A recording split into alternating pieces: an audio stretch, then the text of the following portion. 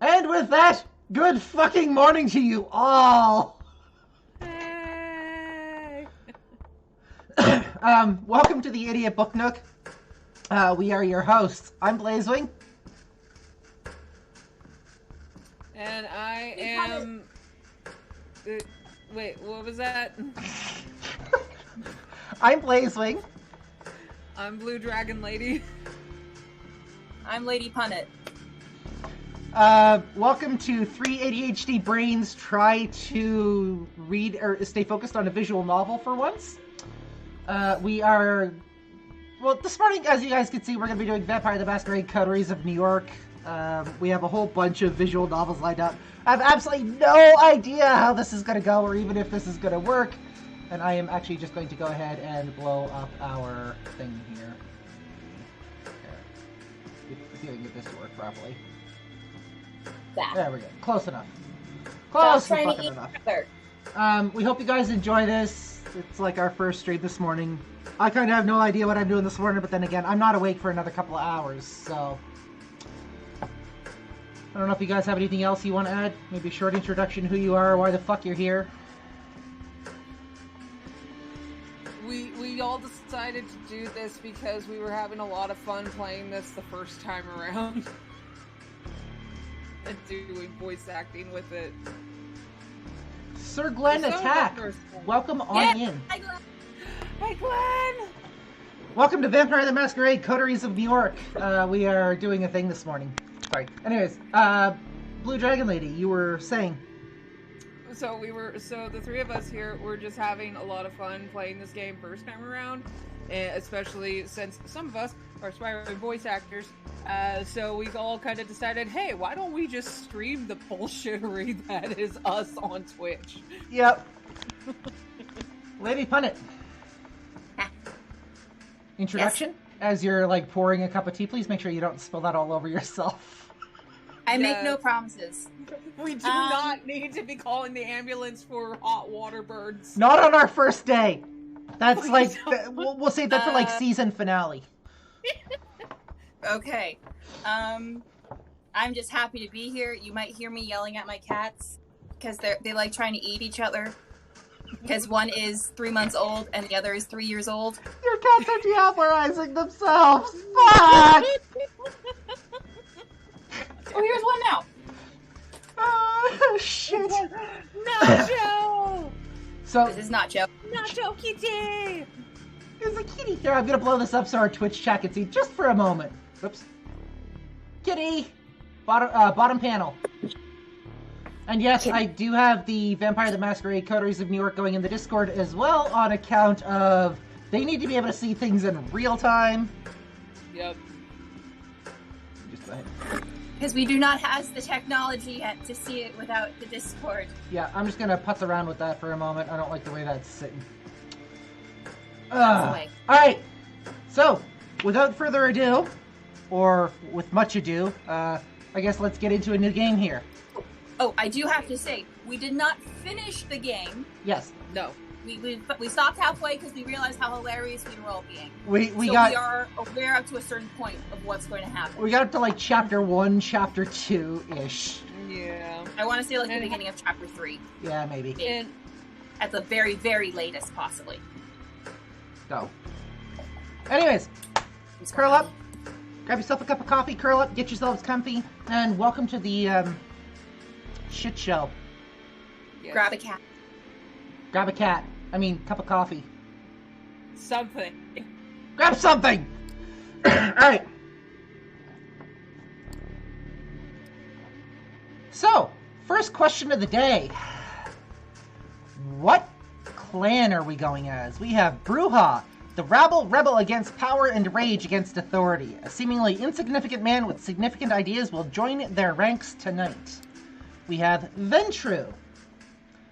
The aristocratic blue bloods embody wealth, sovereignty, and control. A top-level corporate executive will join their ranks tonight. Or, we have Toreador. The divas seek thrills of art, romance, and cruelty amidst stagnant undeath. A tormented artist will join their ranks tonight. Who should we take? do we want to do what we were doing originally, or do we want to start, like, completely fresh? Well, if we do what we were doing originally, that puts us as Bruja. Yeah. See, here's the thing. If I was gonna be embraced by a kindred, I think I'd be a Toreador. Okay. Because I, too, am somewhat of a diva. However, at the same time, I am an anarch at heart. Glenn says... Down with the anarchy! Glenn says Toreador is usually my favorite. Let's see. Will Mom still be our mom? I don't know. I haven't had a chance to look through the other two. Oh. So there's a This will be chance... new for everybody. I don't know. I would only hope that with either of the other two, we can at least see Kadir. Vampire. Oh, Glenn says that Toreador is usually his favorite. Yep, already got that covered. Alright, Toreador it is. Toreador! Are we going Now, does this Toreador use they, them pronouns? Because it looks like they might use they, them pronouns. I don't know. Let's find out. Alright. Now, what do we want for a name? Oh. Nacho. I was kidding! I mean, we could go with Nacho. I'm not opposed to Nacho if you want. I like how it was not Poe. Nacho? Yep. Nacho. Nacho. Nacho, We- I mean, are we you could also okay? do Nacho. Oh, Glenn suggests Bill Cipher. God damn it, Glenn. how about we go with Cypher? I like Cypher as a name for a No, Toreador. no. Let's meet in the middle. Nacho Cipher. Nacho Cypher! Nacho Cipher. Only I can't do spaces. Just capitalize the C. And then do. And I don't have enough room. I don't have enough room for the R at the end. It'll be Nacho Scythe. Good morning, How about crickets. No, just replace the E with an R. Okay, 1 second.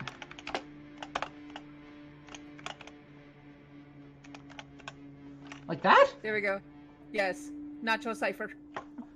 All right. It looks like we're going with Nacho Cipher this morning. Fuck's sakes. I was ready to drop a Nacho and you guys chose to run with it. Yep. New York taught me to believe in fate. Had you asked me about fate when I was human, I would have told you it's just superstitious bullshit. That we are all designers of our own destinies. Sounds cryptic. Right, Sir Glenn? That belief shattered when the richest woman in the United States, the actual richest one, not a face you could have seen in the papers, of course, sank her teeth deep into my neck. It happened in the very same place you're standing in right now. By the way. Yeah. It happened in this very same place you're standing in right now, by the way. Eh? You decide. ... Please, there's absolutely no need to be hostile. Just listen a little longer. See, my mistake was that I flew too close to the sun. It makes sense that my punishment was to never see its glow again. Well, it makes sense if you're a vampire. You shouldn't go to the sun. I know. I mean, unless you want to do an impression of a barbecue. Or like do a Icarus cosplay. Vampires would do a great Icarus cosplay. I was incandescent myself. I was hot shit, and I had it all. Money, looks, confidence, connections, men, women, a career, They, them. a spark in my eye. The one you need to be born with. So, you were David Bowie? No, he was Sir Ian McNill. He was Sir Ian before he got older. That's... Ian McKellen. Yeah. If you guys seen him like when he was young, like Oh yeah. And that's when someone far more powerful than me saw my radiance and thought, that won't do. She robbed me of the light erupting from within and gave me a subtle, enduring gleam in its place. She decided that would fit me much better. She was the 9th generation kindred, like you, an apex predator. She probably enjoyed teaching me the peak of human excellence, my real place in the food chain. It's such an eyesore when you look at some loudmouth braggart and see them for all they really are. The temptation to teach them a lesson can be unbearable, right? Well, my sire's lesson was a lesson about fate. A message saying, "You're eternally doomed to be at the mercy of your sovereigns." It almost drove me to destroy myself. What saved me was my ability to reinterpret her teachings. Hers wasn't a message of doom. It was a message of hope. Fate exists, and one can shape it if given the right tools. My sire didn't believe my tools were fitting for the job. She considered them toys, and me? Just her amusing subject. Well, she's deader than dead now, and I'm still here, standing right where she stood when we first met. I mean, she was rude anyway, so good riddance. ... You might have wondered how I've learned about your arrival to JFK Airport. My answer is, of course, destiny. As luck would have it, today happened to be a day some of my associates were inspecting the coffins. Why the fuck are they bringing coffins through JFK? Oh, they do that with soldiers sometimes. Yes, like with soldiers, overseas. Not just generic riffraff. No, they probably have it disguised as a soldier's crate. Fair. Or sometimes they have family members who've passed away overseas, like, come over so they can go in the family plots. Fair. Yeah. Driving you here straight from the plane and having you wake up in such an unfamiliar place was a little desperate, and I do apologize for it. But it is so rare for you to visit New York. 3 times. Sorry. 3 times in the last 15 years, wasn't it? And you're never eager to inform me you're here. I understand that you still have that meeting on 53rd Street later tonight, so I'll provide a comfortable transport. I value our relationship very much, don't get me wrong. But it is precisely because I value it that I'm going to ask you to repay the favor you owe me. You're the only one I'd trust to do the job well, and without attracting attention. You might think I'm crazy, asking you to breach the rules of our society like this. What did Glenn say? It's actually common for anyone who died outside the country, such as dead tourists. These things happen.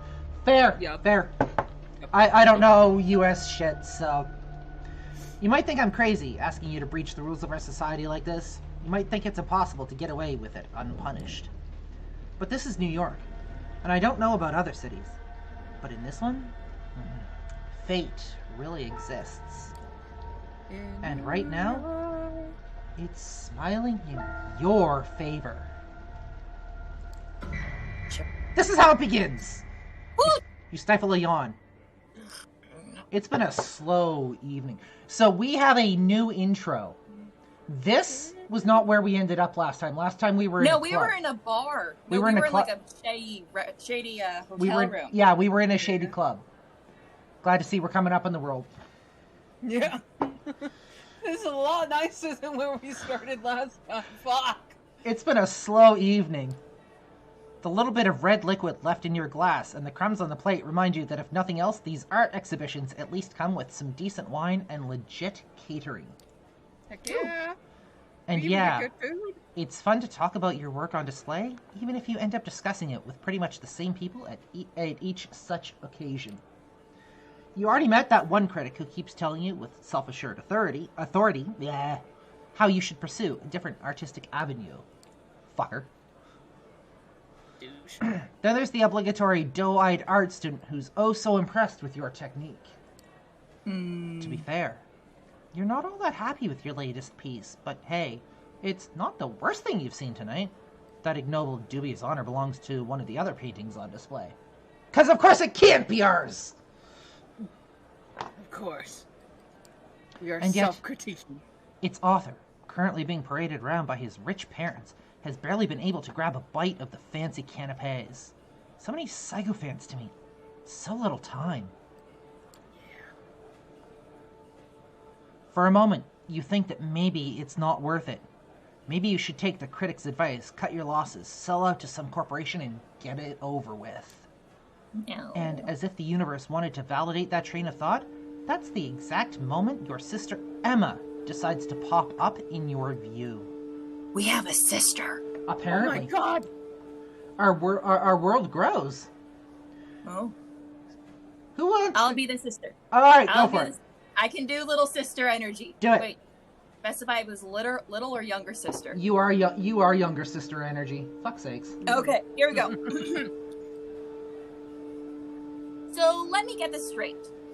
cushy corporate jobs are selling out, but supporting a billionaire vanity project is totally fine with you?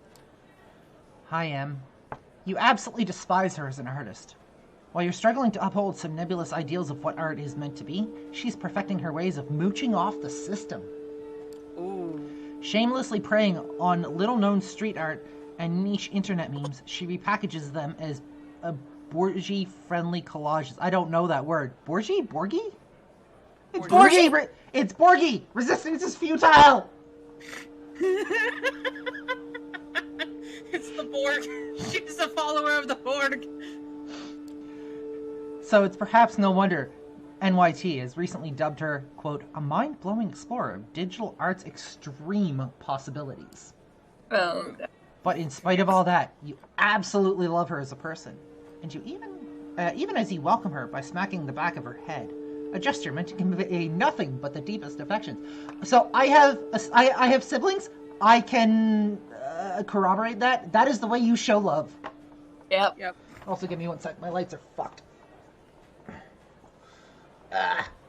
Fuck's sakes. I'll have to fix them later. I mean, it looks fine for now. Yeah.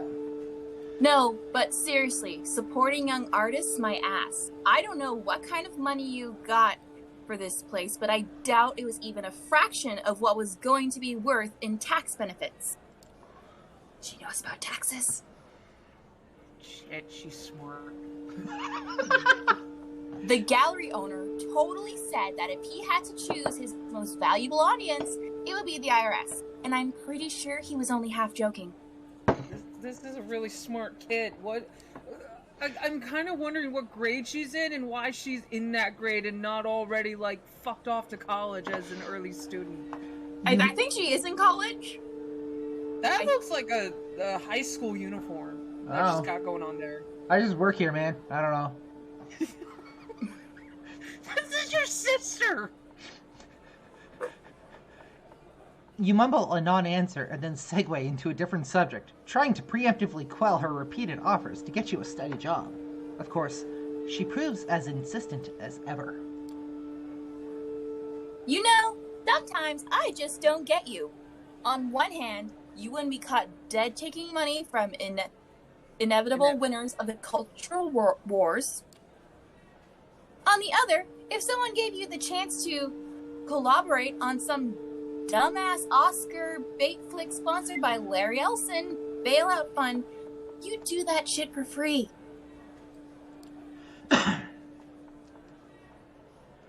She rolls her eyes and asks,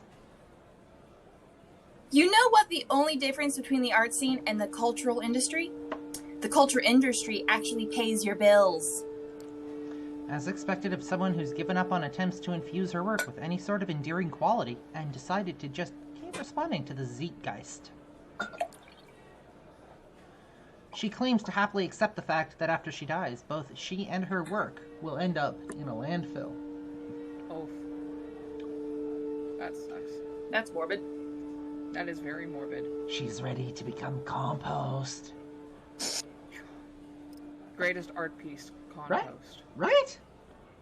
When you respond that you prefer chasing a 1 in a million chance to immortalize yourself, she claims it reeks of an overinflated ego. But you've been down this She's road. a little. You what? She's a little sister. Yep. But you've been down this road too many times before and managed to accept that she'll never understand what's truly important to you. Let us dream, Emily! Emma. Emma, whatever. Get your sister's name right.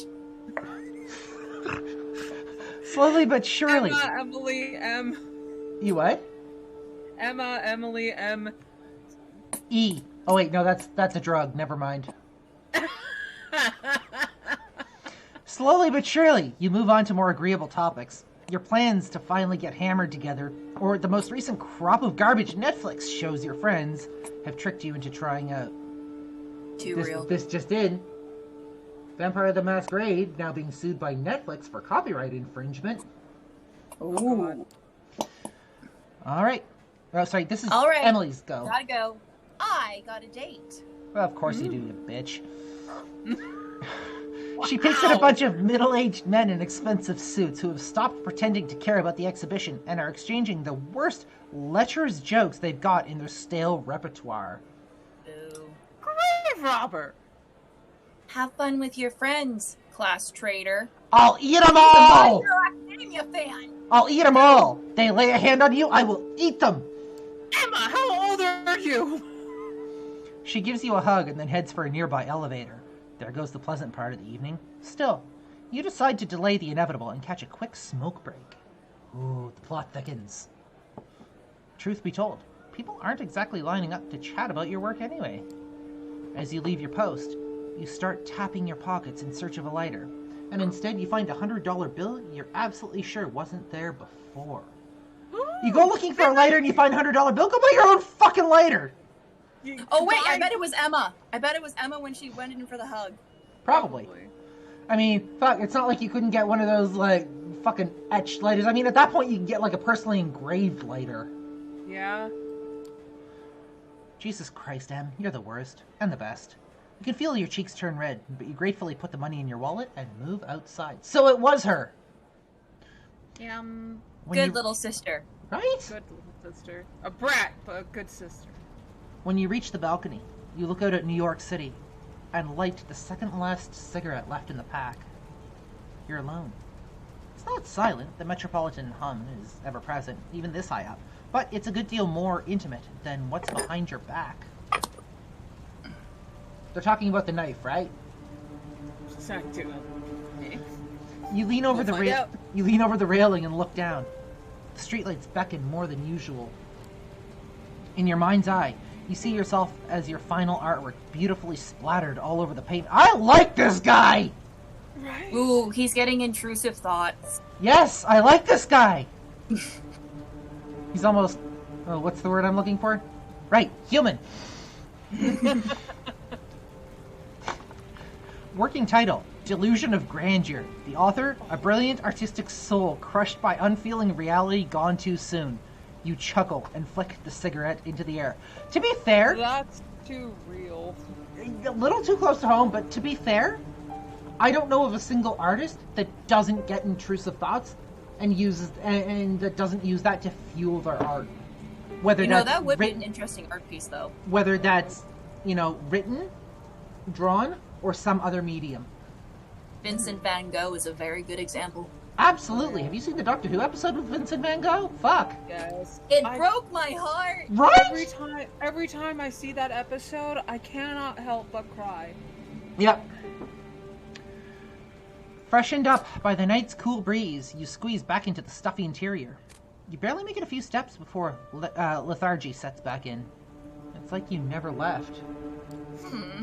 Still, something in the room feels different. Your eyes are drawn to a handsome young man, neatly dressed and groomed, exuding the air of a true artiste. Oh, hello there. Wait. Daddy? And the best part? He's intently looking at your painting. The gallery is almost like an art installation itself now. People standing in silent awe. The guy like a beacon, drawing everybody's attention. Please let it be Kadir. Please let it be Kadir. Please let it be Kadir. Please. Hushed conversations about the guest can be heard from every corner of the gallery. Your heart is pounding with excitement, and you approach, feeling like a kid trying to get close to a deer in the woods. But afraid you'll scare it away. I'll bet your heart's pounding, and I'll bet by the end of the night that's not the only thing that's pounding. The man turns to you, and you stop in your tracks, entranced. Ah, damn it! Who the fuck are you? That's not Daddy. Blue Dragon Lady, you're up. Okay. So, this is one of your pieces? You manage to mumble an affirmation. Tell me about it, please. As you start discussing your inspiration, technique, and process, the man's eyes lock onto the painting again. He keeps interjecting, making knowing remarks. This guy gets it. He really gets it. Squee! The world around you disappears. Oh, God. Ooh. We were drugged. Yep. You'll say anything, do anything to keep his attention on you. But you realize that you don't need to. He's into your art. He's into you. Is he though? Brown Is chicken. he though? Brown Do chicken, we brown really cow. think that, or is it mind tricks? I want to buy it, and I want your company. I need to talk to you. You will like what I have to say. Give me one Sir, second. I I'm don't actually know gonna go what ahead kind and of turn person you think we are. I'm gonna go ahead and just turn that audio down a touch.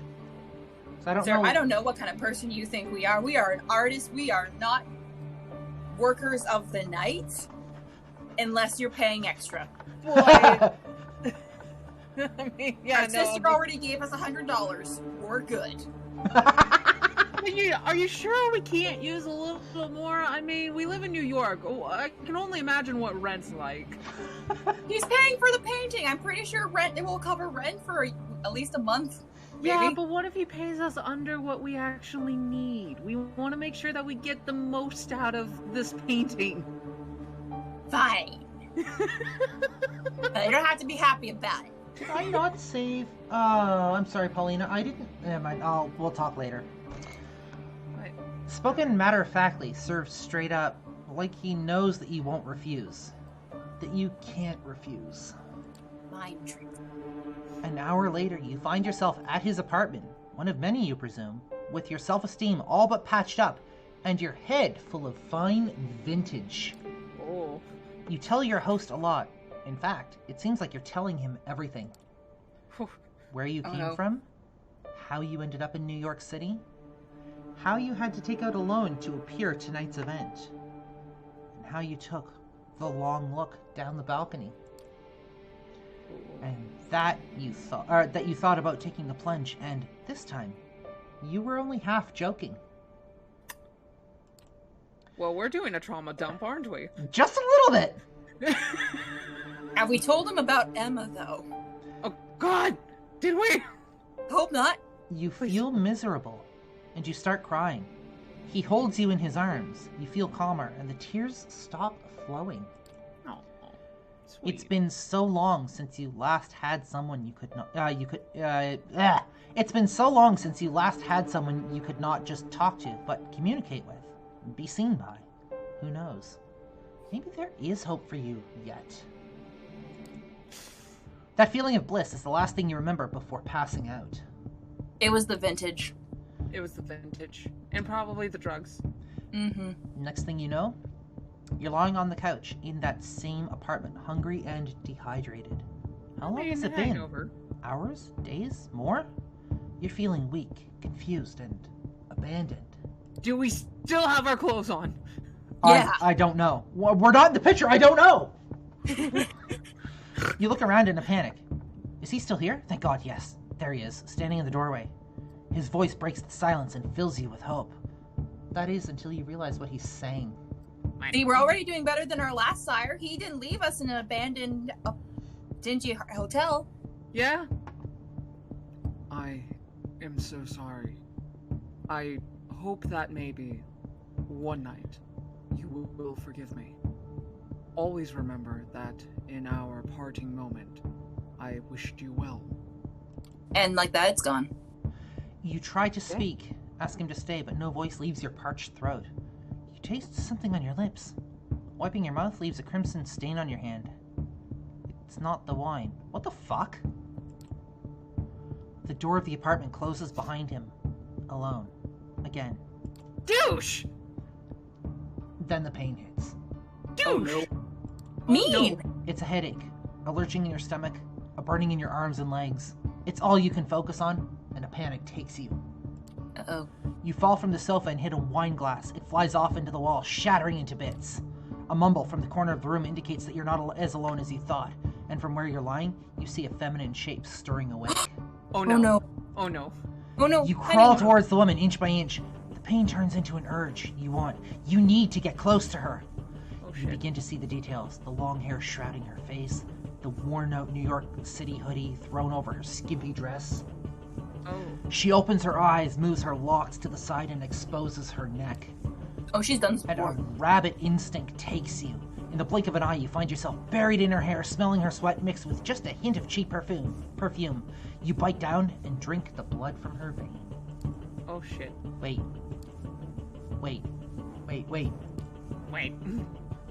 What is happening? We're like, what? You break away. You look at the girl. She lets out a sigh, goes limp and unconscious again. She enjoyed it! Fuck's sake, she enjoyed it! I think that's not the first time she's done that. Oh, hi. Hello! That's a lot of leg. That is a lot of leg. That's a lot of leg. You try to crawl back.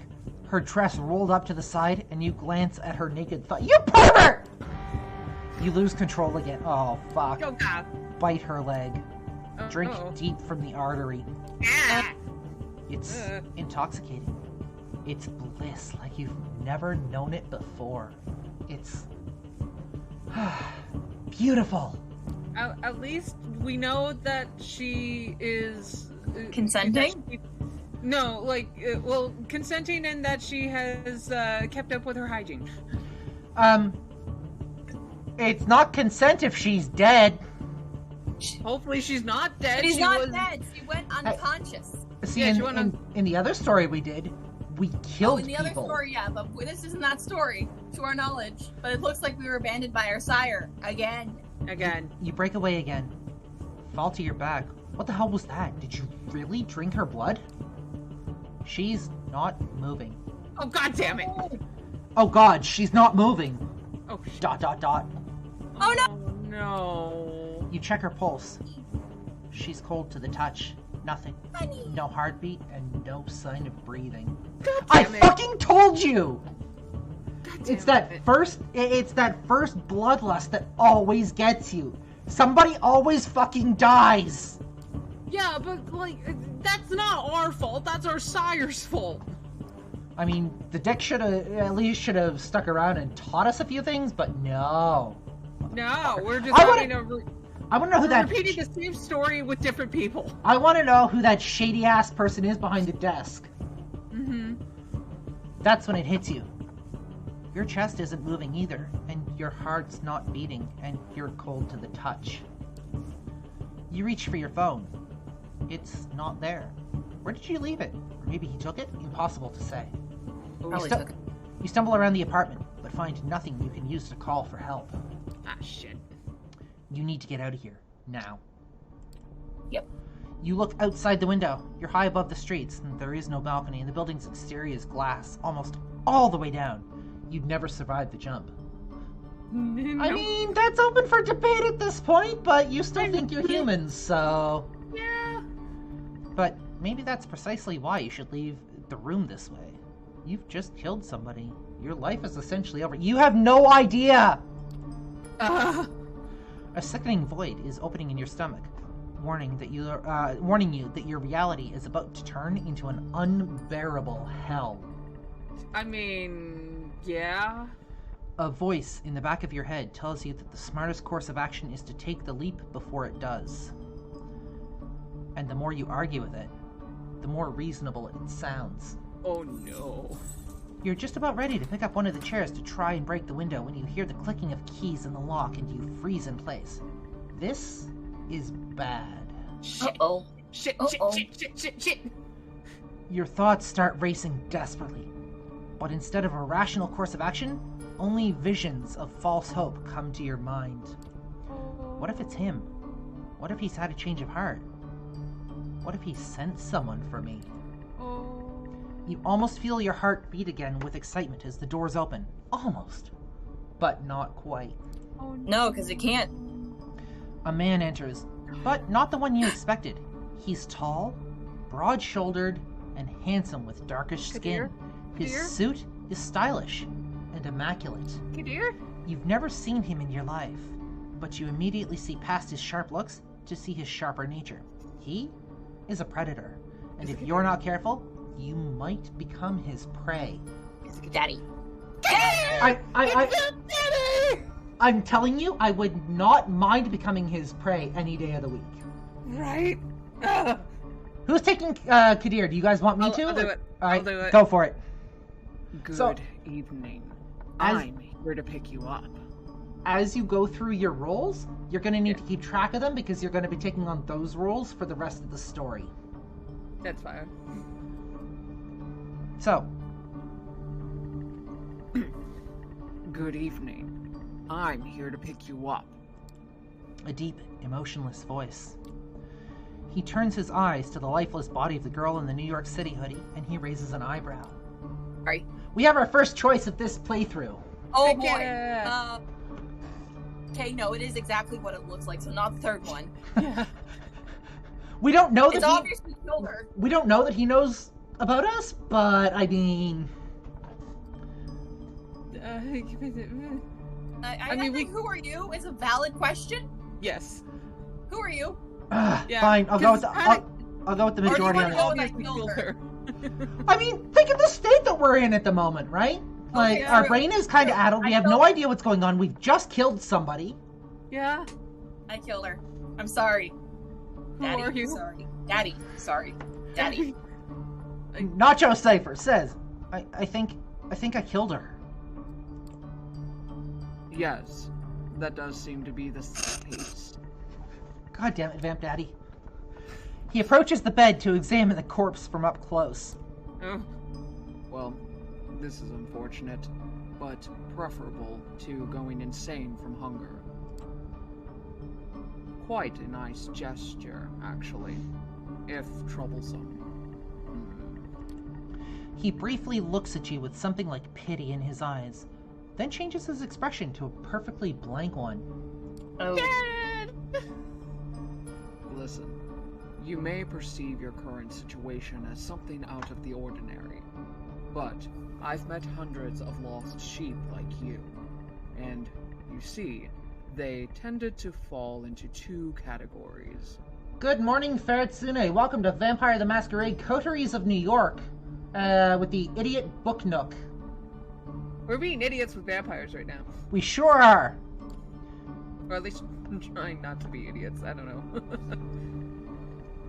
First, there were the smart ones, those who carefully obeyed my every word and didn't pull off any stupid stunts. They always got where they needed to go safe and sound. Ferret says, always a good morning when you wake up and find a dead body in your house. Yeah. True. So true. Then, there were the dumb ones. The punks who thought they could take me on. The wise guys who tried to contact somebody secretly and without permission.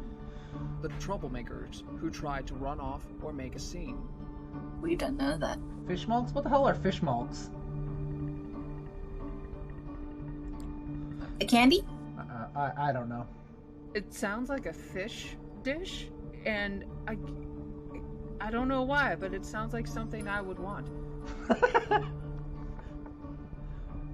I don't know, fish can sometimes be iffy with me. Yeah. Like a fried fish dish. Mm-hmm. Like fish and chips. Yeah, It sounds like something like a fish and chips. maybe. Kadir, you're up. Or no, he's still stranger to us. We don't know his name. You know what, that's fair. We haven't reached that in this playthrough yet. We know who he is, because we've seen him before, and oh, yeah. But, I mean... Daddy. Yeah. Daddy. None of them got to their destination in one piece. In fact, a lot of them never reached their destination at all. The man talks in a bored professional tone, giving off an impression that he really has delivered the speech countless times by now. Oh, sure. Sure! At least 3. Yeah. At least 3. So, you see, despite being a smart person, I'm a Mets fan. I love baseball, and Oh. it inspired me to come up with 3-strike system to determine if someone is dumb. Alright. That's fair. That is fair. If you get on my nerves 1 or 2 times, well, I understand. Not all of us perform well in stressful circumstances. But, if you do it 3 times, I understand that there will be no excuse, no forgiveness, no mercy. Yes, Daddy. His presence changes ever so slightly. Say, I understand, sir, now. I understand, Daddy. You feel an overwhelming, barely resistible urge to fulfill his demand. Oh my god! Oh. Daddy. Vamp Daddy is dumb, yo. Ferret says, back in the Vampire the Masquerade days, some players had a tendency to play Malkavians as completely random. They were the ones who were as likely to slap the prince with a fish as to greet him. God damn it! Yes! Is that why we can't play Malkavian? Because they knew we'd probably die within the first few choices? Wow. So, we have 3 choices. Fuck you, sir. I understand, sir. Or, what are you talking about? Let's not have our first strike be fuck you, sir. So I chose I understand, sir. I understand. I'm scared. To be fair, I just killed a woman. to be fair, the brat in me wants to say fuck you, sir.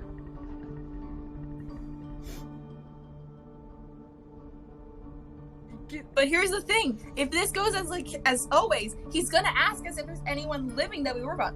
Don't want to tell him about Emma, Nope. I mean, so I want to avoid being a complete brat right off the bat. I mean, we're not Yeah. breathing. Our heart's not beating. We're dead at this point. What the fuck do we give a shit about Emma? We also just killed someone, so, and we don't know what these people that we have just interacted with are capable of. They just got us to kill someone. What if they get us to kill Emma? Fine. Thank you. I understand, Love you. sir. Sure you do. Excellent. Remember, inner thoughts can stay in our inner thoughts. We can still think fuck you, sir. Yes. We just can't All say right. it out loud to Daddy. Not to Daddy. At least not to Daddy.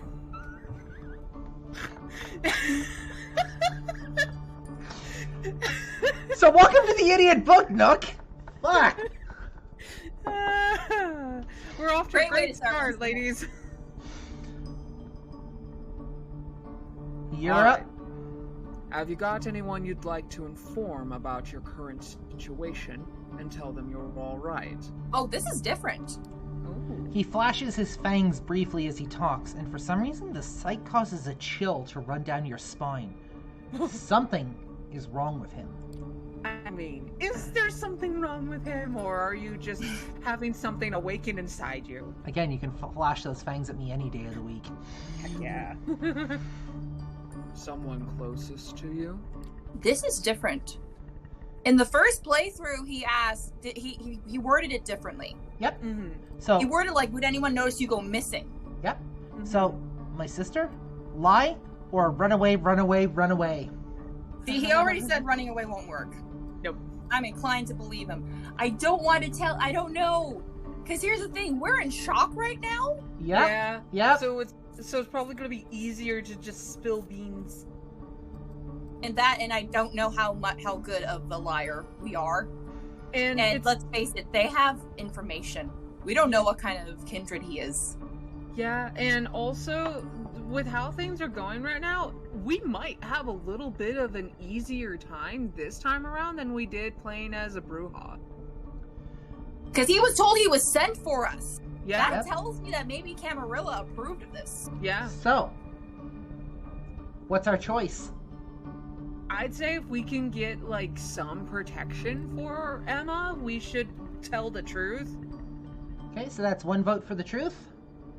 I don't want to, but I acknowledge that in a state that I would probably spill the beans about my brothers, so All right. tell the truth. And also, Emma.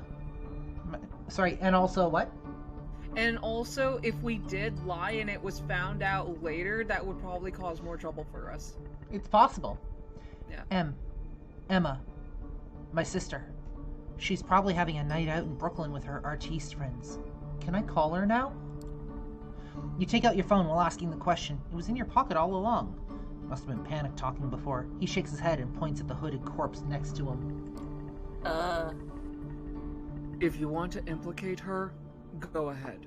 I think we'd all be better off if you let me make sure that she only knows what she needs to know. Yeah, agreed. Give me her phone number. I'll have someone get in touch with her. You're gonna tell them we died, aren't you? Probably. You oblige and hand him the smartphone so he can copy the number from your list of contacts. Thank you. This will be useful in illustrating my next point. Okay. Instead of giving you back your phone, The man hides it in his pocket. I was playing Candy Crush on that, good sir. I have story for a Dungeons and Dragons campaign, sir! That's where I keep all my notes! No! That's where my notes are! You dick! It's a good thing I back them up to Google Drive.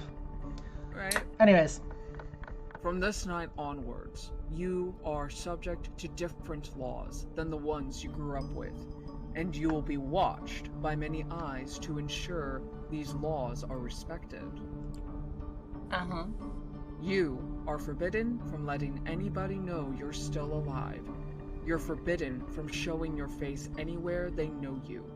If anyone comes to search for you, it's over, both for you and them. He interrupts his monotone recitation to stare deep into your eyes. Daddy.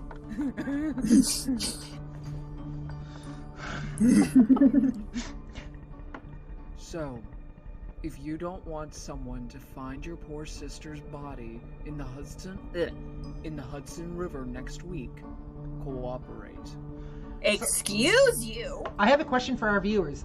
Are the sound levels okay? Can you hear us over the music okay, or is the music too loud?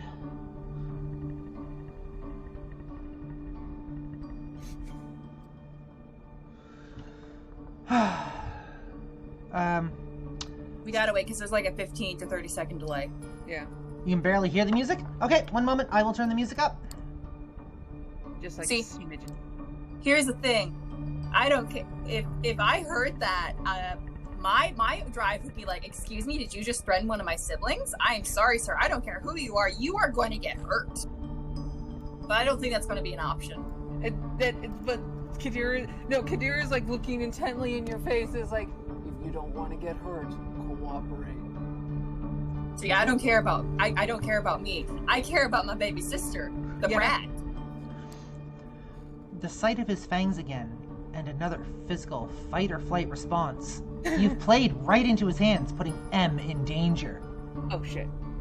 Well, we made our first mistake, guys. Ah! Good morning, Neppy! I'm playing phone tag with a few people, but we'll tune in properly afterwards. No worries.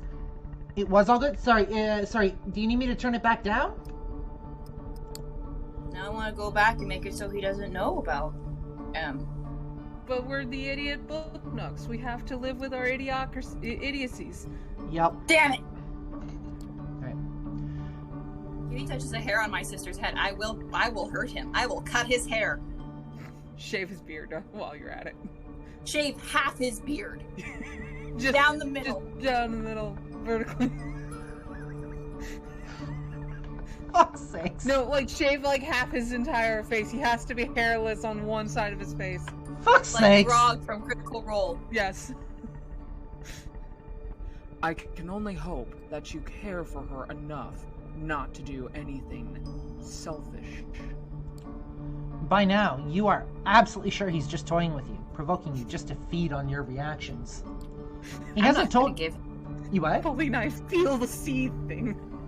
I will not give him the joy of seeing my reactions. I can feel you seethe through the screen. He hasn't told you where you're going yet, but he's already made it abundantly clear that a lot of people struggled hard to avoid getting there. You'd be far more eager to cooperate if he never raised the subject, but he made it a point to make you fear the unknown. He's pushing you, but to what end? Does he want to intimidate you into complete submission? Is he hoping you'd give him an excuse to get rid of you? Or maybe he's testing you, forcing you to show what you're made of. Somehow, he makes all of these options seem plausible at once. Alright, I think that's enough lectures for today. He takes a glance at his silver watch. It's Patek Philippe, the kind of brand mere mortals never see outside of luxury lifestyle magazines. Just who are you dealing with here? Who the fuck are you? It's past 3 a.m. now. The sun will come up in just a few hours. So, we don't have much time. Come on. We need to leave so that the corpse can be taken care of. She had a name. We don't know it, but she had a name. She has a name, sir! Dead corpse number 1. He turns his back on you to unlock the door. We have a choice. Oh no. Do we head out? Do we attack him from the back? Or do we say, I'll wait for the police? We should probably go with him. Here's what I'm thinking. The moral side of me would want to wait for the police, but I also know this guy just threatened our sister. If we don't agree to what he's saying, he knows about M. He has her contact information. So are you then saying we should attack him from the back? That's not a good idea either. No, because we don't know what he's made of. Hello, Slightly Minty. And yes, we bad don't stuff know. does happen at 3 a.m., especially for our hostesses. So, I think it would be best to follow him for now, because we don't know what he's made of. And this way, we can watch him and see if he, texts anybody, because then we can be like, okay, we gotta get to a phone. You know what? Mm-hmm. I can get behind that line of reasoning. Yeah. So head out. Head out. DB Minty Goblin Friend? Yes! Welcome on in! Welcome to Idiot Book Nook. Okay. You obediently follow him out of the room before he locks it again. You manage to take a final glimpse of the corpse. You feel a pang of conscience, but not because of your victim's horrible fate. It's because you don't feel guilty, even though you know you should. Oh, inner sociopath or inner psychopath is coming That, out. my friends, would be the beast. Yeah. Something important inside of you that was still there yesterday has definitely died tonight.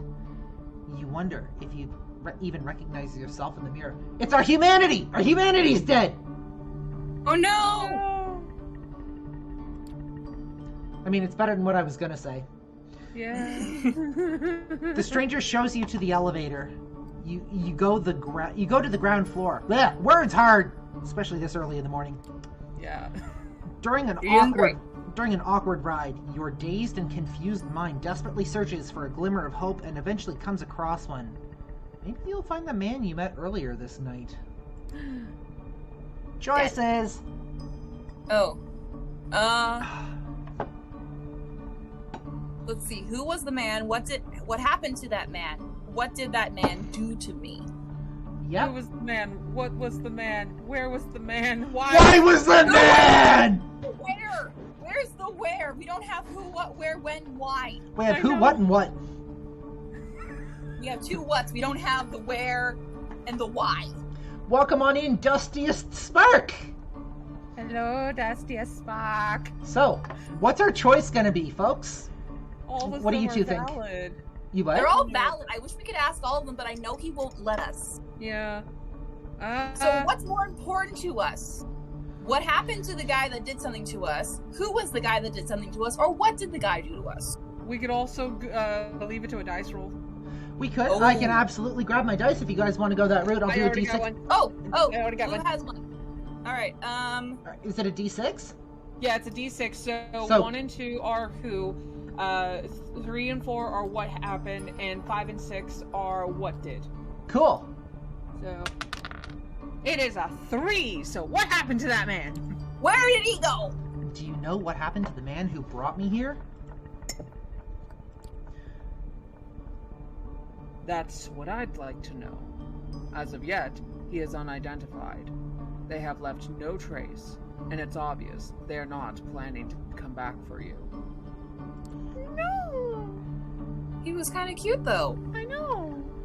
If, and that is a big if, you ever see them again.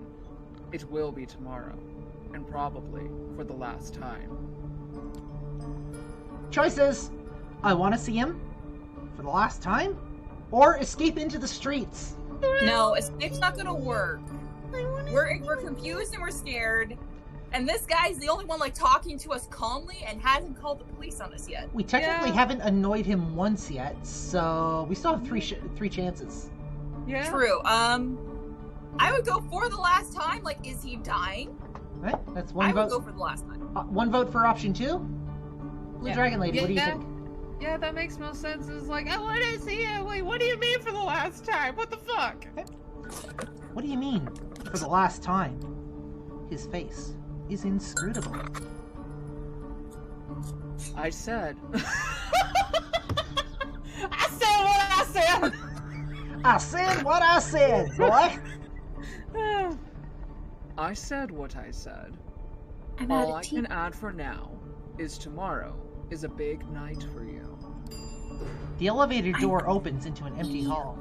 You walk outside, past the night guard's post, which is empty. The cold night air reminds you of the balcony just a few hours ago. The man motions to a black Cadillac Escalade. Take a seat in the back, please. You get inside. The man closes the door behind you. You hear a click as it locks. The Cadillac is almost entirely dark. The side windows seem lightproof. Excuse me, sir. I was told there was going to be free candy in here. And I was told there was going to be a puppy. And booze. The man gets into the driver's seat, starts the engine, and drives away without comment. I mean, the way that he's looking at us in the rearview mirror, I mean... The way he's looking at us in the rearview mirror makes me think we're the candy. Yeah. I mean, I don't want to be his candy. I mean, fuck it. We have choices. So where are we going? Am I drugged? I feel horrible. All valid responses. Yes. My first question would be, though, what's your name and or pronouns? His look is like, don't ask about the goddamn puppy.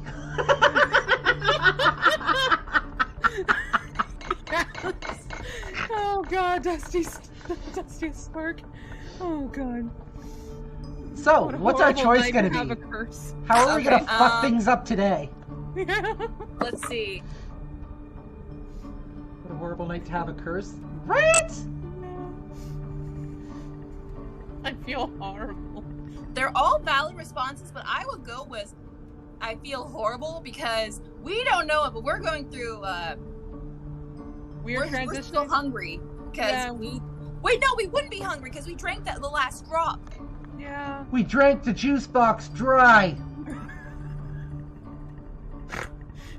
We drank the meat juice dry. The forbidden fruit. On the plus side, at least the cannibals have something to make hamburgers out of now. Yeah. And it comes with built-in toothpicks. Yeah. Meat patties, anyone? I feel horrible. Yeah. I feel horrible. We're slowly transitioning into hell, guys. Yup, I mean, we're already there on the party bus. This is kind of a party bus, so... Yeah. As you should. He gives you a little side glance in the rearview mirror and bites his lip. Oh, baby. Oh, hi. Okay. Daddy. Sorry.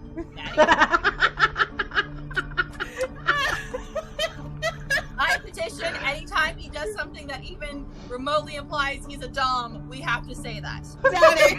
I fucking love you guys, Jesus Christ! Sorry, Daddy. Fuck, Daddy! Oh, God. You're up! Oh, hold on. I need to compose myself. Guys, I'm out of tea. Okay, so do you need to come? So should we take a? Should we? No, I was gonna say, should we got this. should we take a break and possibly refill our coffee then? Let me get this line real quick. Let's at least get to the point where it's like a good stop-off point. Yeah. And Nepeta says, y'all fucking concern me. I love it. Yup. Forgive me. I'm not in a talkative mood. This won't be a long drive. Patience. You were in a talkative mood earlier, sir! Dead silence fills the car. You close your eyelids and sink back into your thoughts. A blurry afterimage of the man who bought your painting is still there. It's strange. You never felt this way about anybody.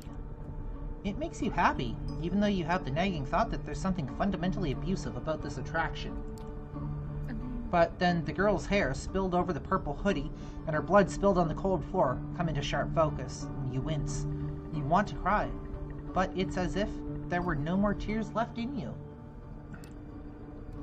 After what feels like an eternity, the car comes to a stop.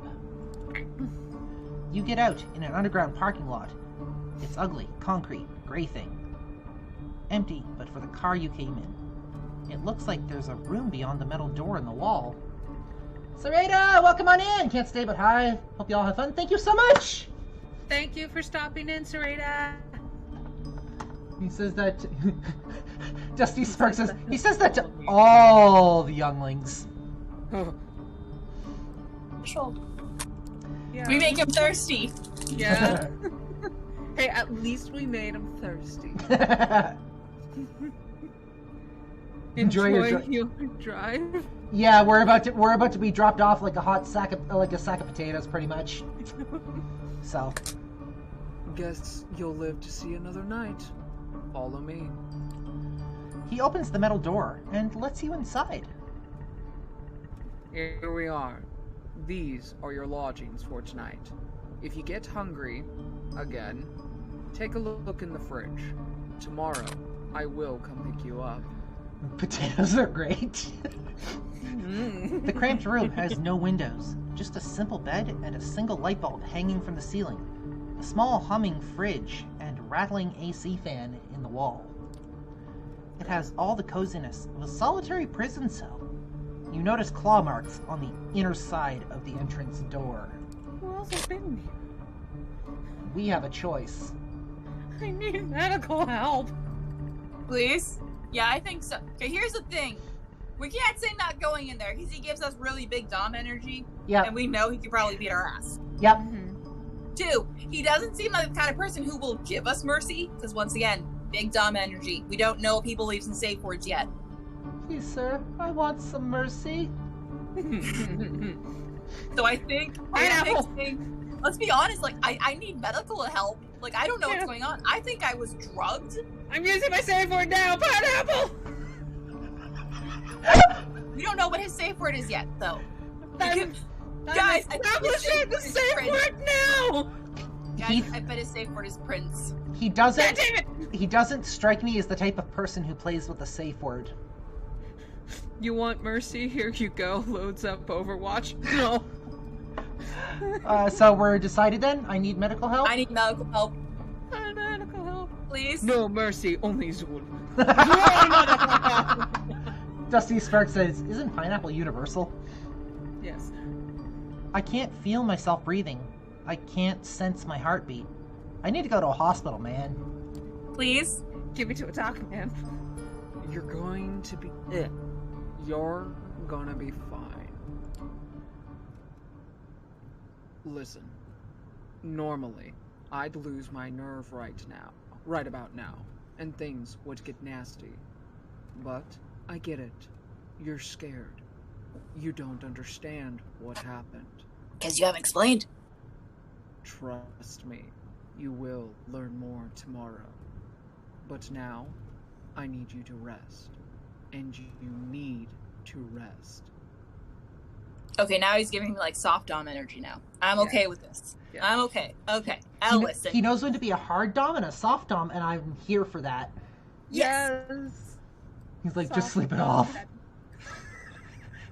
He gestures inside the room. You what? He's like, you'll be fine, just sleep. Alright, so, guys, we're going to take a couple of minutes. We're going to go refill our coffee mugs. We will be back in a moment.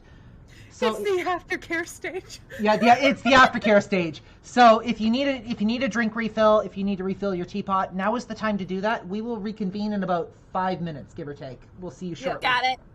See you.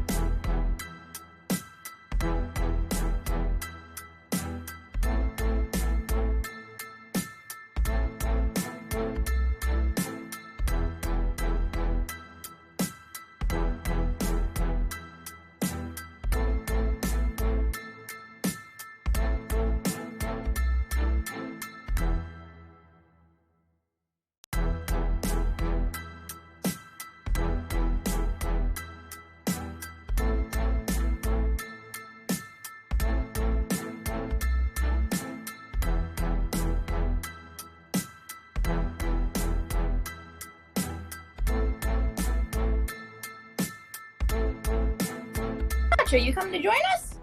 And we are back. Come here. Come Let here. me just make sure my microphone and all that shit's working nicely here, which Yes, I believe it is. Nacho. Also, Hi, Nacho. He was sleeping with Nugget. Oh, He's camera shy. no. quickly just pull things up here. Excellent. So, we are continuing on in our This. dungeon. Yes.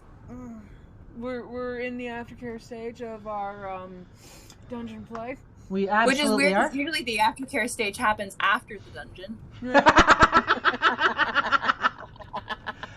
Finding no more willpower to resist, you step inside. The stranger nods contently. Good night. Oh my. Daddy. Sorry. Daddy. Sorry. Daddy. Fuck, Daddy. He locks the door behind you. It looks very secure and sturdy. You open the fridge. I'll bet you it looks very secure and sturdy. Gotta have some place to tie people up. God damn it. There's a single plastic bag there filled with red liquid, unlabeled. Tomato soup? You feel sick to the stomach. Best leave it for now. It's red paint! One red plastic bag. First off, how big is this bag? Second, is there somewhere we can microwave this shit? Yeah, has you ever had cold tomato soup, sir? It's not fun. Nice. It's not good. And That's also, a where good the question, fuck is the though. grilled cheese? Could they like mix the blood with like soup and eat it? We don't know. I don't think we have information on that in Vampire the Masquerade. I do know that vampires in Vampire the Masquerade, however, cannot eat food normally, as far as I am aware. However, based on my experience from playing Vampire the Masquerade, the LARP version, Mhm. there was an aspect in the rulebook that if you drank enough blood, you could function like a normal human for a time.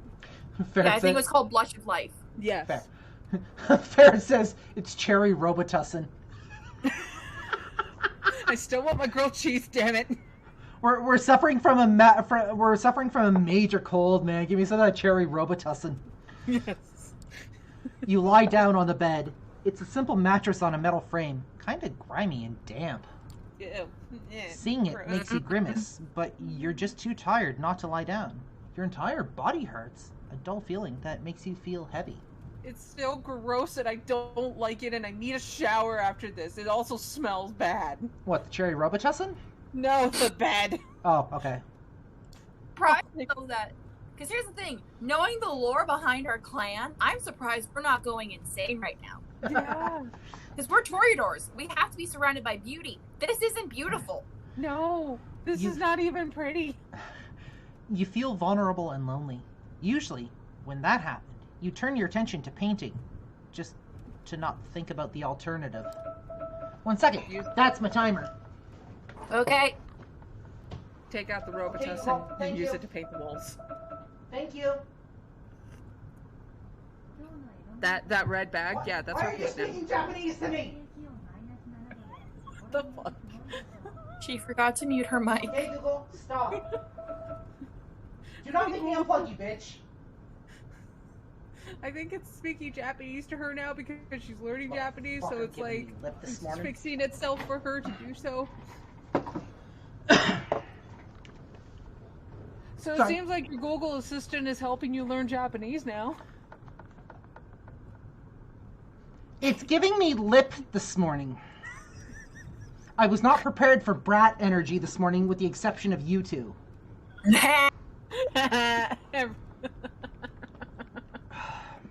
Look, I am a very vanilla person, but I can be a brat in this situation because no one can touch me except the cat. Thorn, like, to be fair, me personally, I've kind of only known you as a fucking brat. Let's be fair. Yeah, That's- same. I mean, with the talk we had last night on our Discord, I am not surprised. And the idea I gave you last night.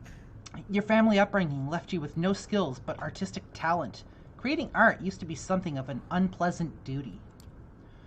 Somewhere along the line, though, it became the only weapon you had to fight with existential despair. Some of your best work was created in lieu of impotently crying in bed. No. Hell, you're pretty sure a few of those pieces had your tears mixed in with the paint, like the painting that led your whole night to this. I mean, that's some of the best. Art is emotion. Sure it's is. supposed to make you feel shit. Sure is. Happens to me every time I write. It's why I write with emotion when I write. Mm-hmm. You look back at your life, and it starts looking like a downward spiral. Did we at least have a slide? You are so tired. Your entire body tenses up, and before you know it, you drift away into oblivion. I mean, we slid just now. You wake up. That in itself is a surprise. You barely remember when you drifted off. Didn't quite feel like sleep, more like plummeting into an endless void. You imagine that's how death feels like.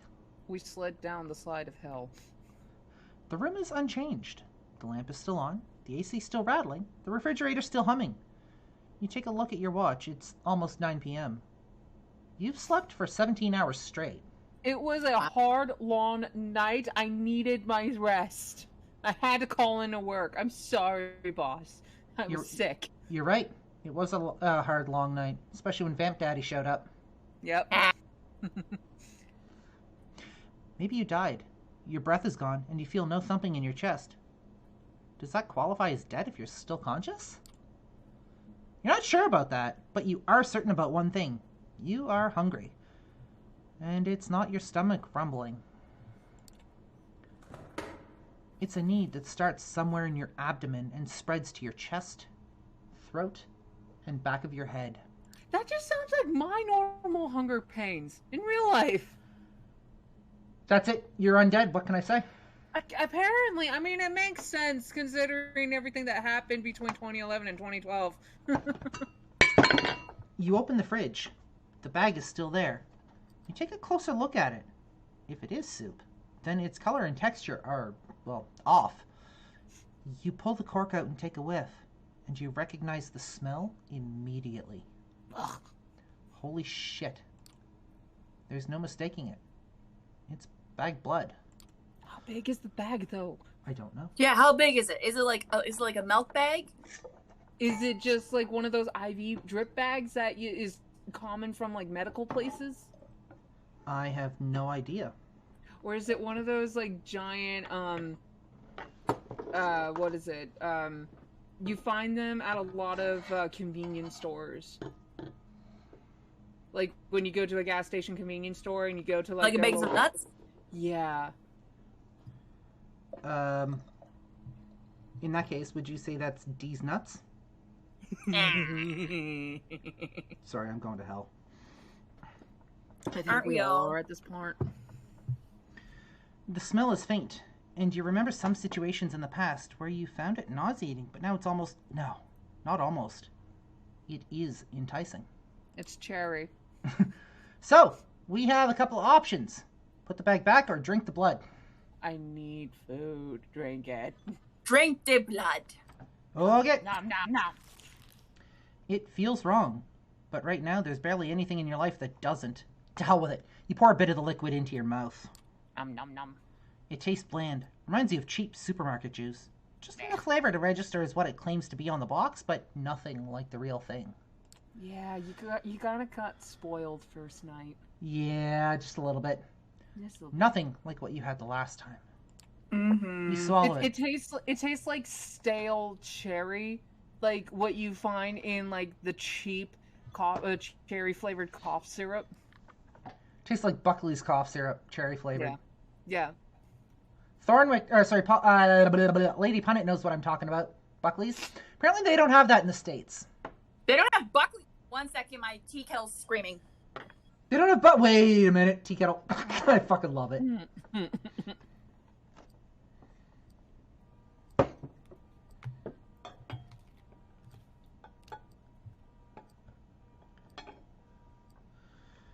Alright, well, while we wait for Lady Punit to come back, how are you enjoying the story so far, guys?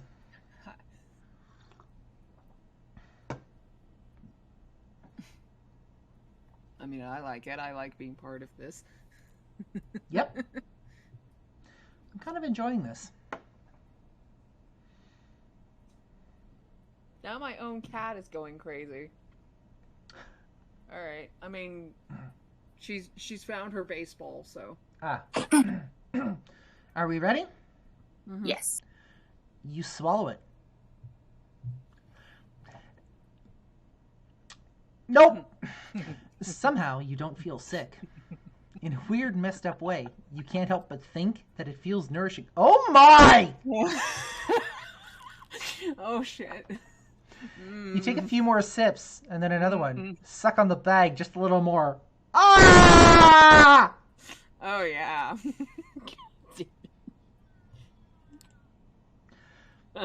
I heard myself screaming through one of your computers. Mine. I'm sorry. Eventually, you find that you've emptied it entirely.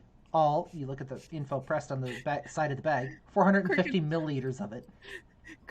Cricket says, interesting, listening while filling out my application for CPPD again. Please, when she wakes up from a hangover. Even with We apologize for nothing. Yeah, no, we apologize for nothing on this stream. Just a heads up, we're all adults here, at least physically. And hopefully legally? Like I said, physically. Okay.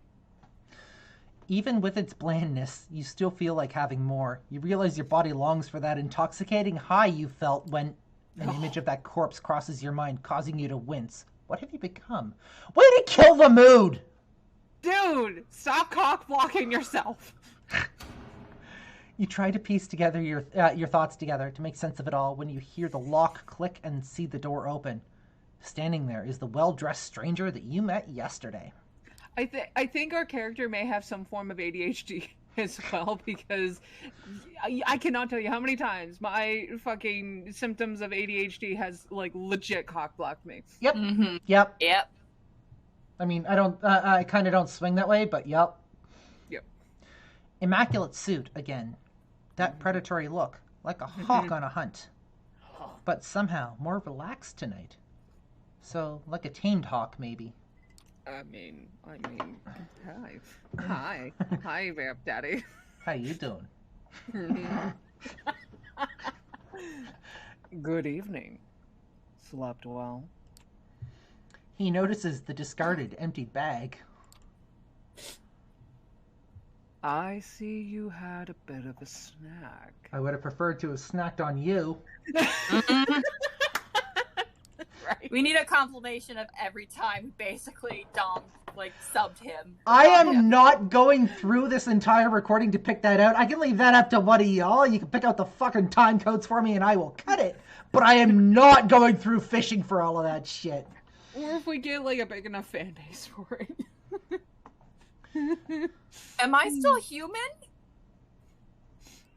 So, yeah, got any more?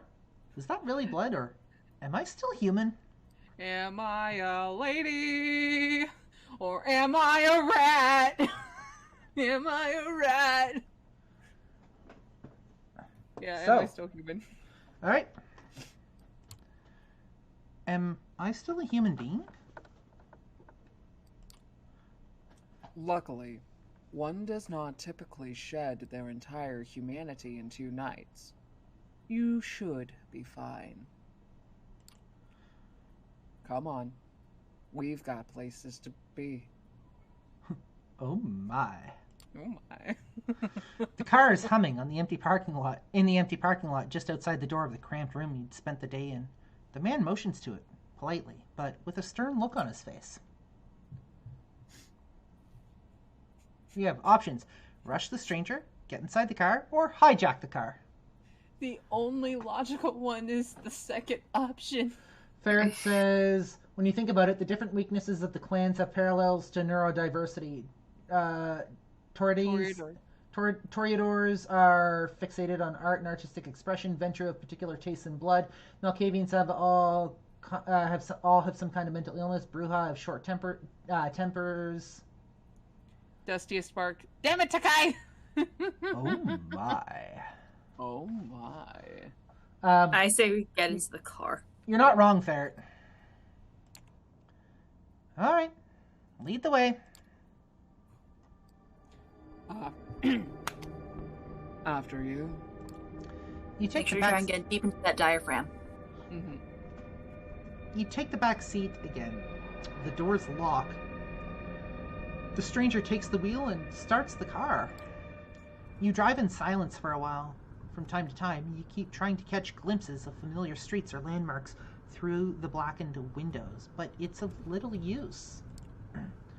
The car is also soundproofed, so all you can hear is a bit of traffic humming and the car's engine.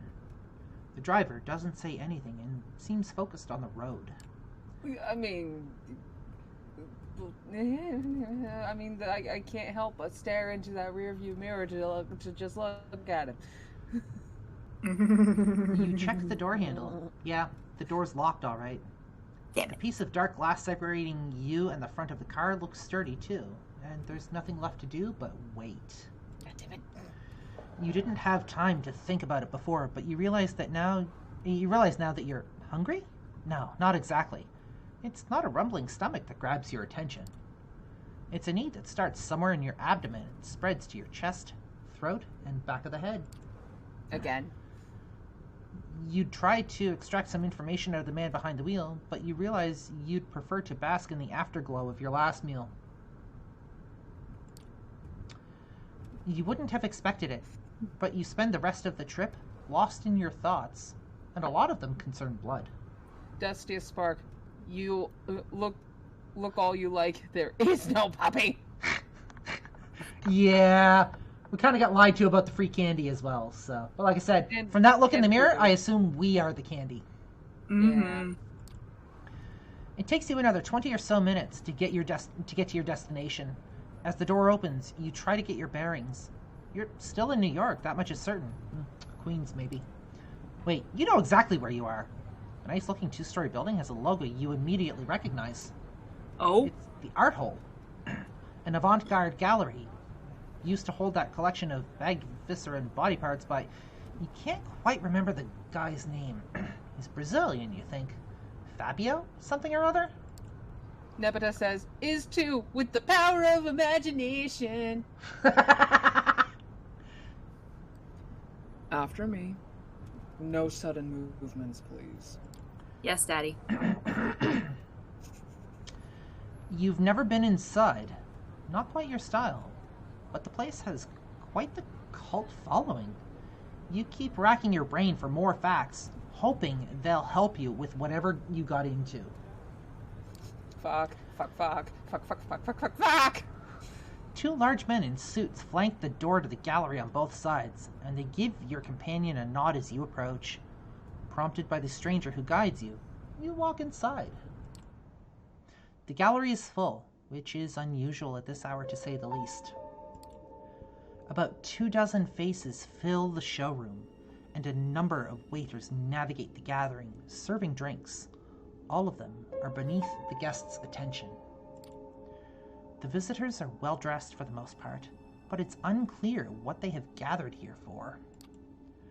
Nobody seems to be particularly interested in the art pieces on the walls, and the atmosphere is polite.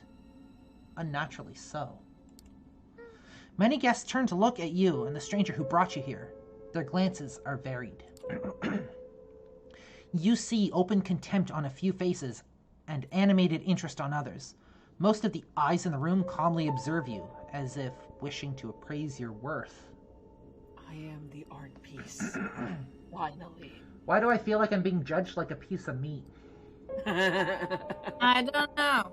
Probably because we are. Memories What am come I, ba- chopped liver? Memories come back to you like a bad case of PTSD. How many times before had someone judged you, impassively or decisively, through your art? You'd share a piece of yourself with the world, and it'd respond by making you feel like garbage. Yep. It always took a lot of effort not to lose your cool and tell all of them to shove their opinions up their collective asses. That hits too close to home, bruh. That's a little too real for my taste. Yeah. Too real. Fuck you. Now, Looking around, it feels like you've become another artwork as commodity to be judged by a bunch of obscenely wealthy, out-of-touch assholes. It makes you want to scream. Too real, brah. Too real. I do believe we have a new player on the field. Good evening, Kadir. And to you, child. The noble, cold voice takes you out of your head and back to the situation at hand. The gallery. A crowd of strangers. You being brought here against your will. For what purpose? The room awaits your response. We have a choice! We have good evening, miss. Excuse me, what? Or Kadir, huh?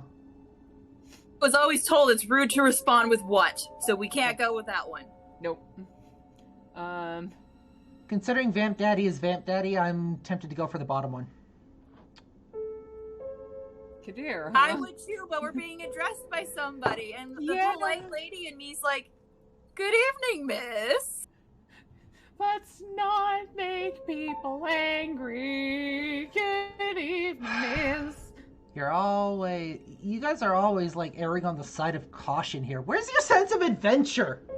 We'll get to the sense of adventure when we know what the fuck we are. Yes. Fine. We are being careful idiots right now. Alright. Good evening, miss. You are addressing the Prince of New York City, Helene Panhard, child of Michaela. Thank you, my sheriff. But I am capable of introducing myself. She is somewhat plain-looking and doesn't seem to possess a great deal of charm, but still the entire room is intently focused on her voice. She has influence over these people that much is clear. You may address me as Prince, child.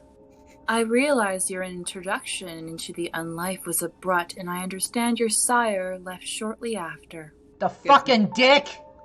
Get some glitter dust up in here. Yup. I want to glitter dust this bitch! Where's Trix's glitter bitch when you need her?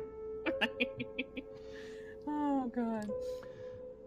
The rules of our society dictate I punish you both for this transgression. A murmur of agreement, maybe, can be heard from the gathered audience. But I am willing to listen to what our loyal sheriff has to say about the circumstances of your embrace first.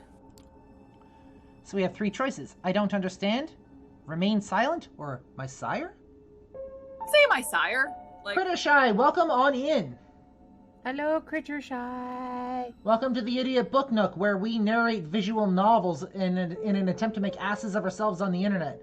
Also, our ADHD-riddled brains try to stay on track with the story for once.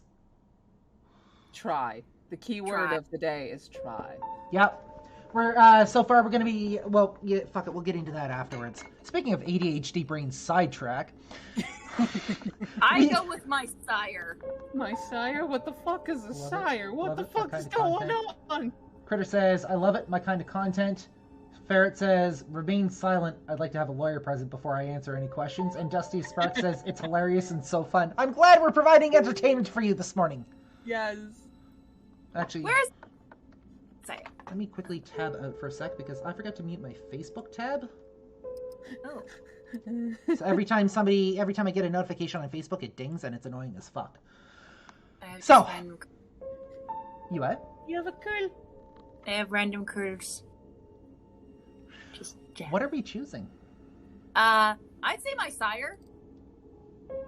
We have questions. We are idiots with questions. Wait, my sire? You mean the man I met at the gallery? You know you can turn the ding sound off. Neppy, yes, but I just muted the entire Facebook tab. That's one of the things we're here to ascertain. I got there eventually. Yep. You are about to be judged by the Court of New York City. Kadir, please tell us how you found this fledgling and what happened on the way here. Court? Prince? Is this some kind of secret society make-believe? It's all in your head! Never mind that blood you drank earlier. That works too, was what I said. A trusted informant who has chosen to remain anonymous at this time Anonymous. off about a suspicious kindred appearing in one of our domains. Dun dun dun! Dun dun dun. Upon investigating, I found them gone, but this fledgling remained in their place. Hi. Interestingly, his sire made use of an older haven of one of the clan of the Rose for the embrace. They were even thoughtful enough to leave a local woman for the fledgling to slake his thirst on. Despite some reservations, he offered little resistance last night and cooperated on our way to the safe house. I was pleased to not have to force his compliance. Neppy says denial is real in this game. That's kind of the name of the game. Yep. I'm sorry. What vampires? They don't exist. We're living in the life of Among Us. Yep. We had a quick chat, but wishing to appear here post haste, I urged him to join me, which he did without struggle. A pleasant departure from my usual routine, I must say. Think pleasant. Dusty Sparks is right. And Neppy says, I thought the name of the game was Vampire the Masquerade. Listen here, you. We have a Brad in the chat. Don't you give me any lip. It's too early in the morning for this shit. This is brat energy we deal with here. It's never too early for brat energy. Fine, I guess. Number one rule in this game, never refer to them by their real name. Neppy says, I'm listening. His thirst partially slaked with the bagged blood we kept in the safe house. We had a pleasant enough drive here. Which lip, top lip, or bottom?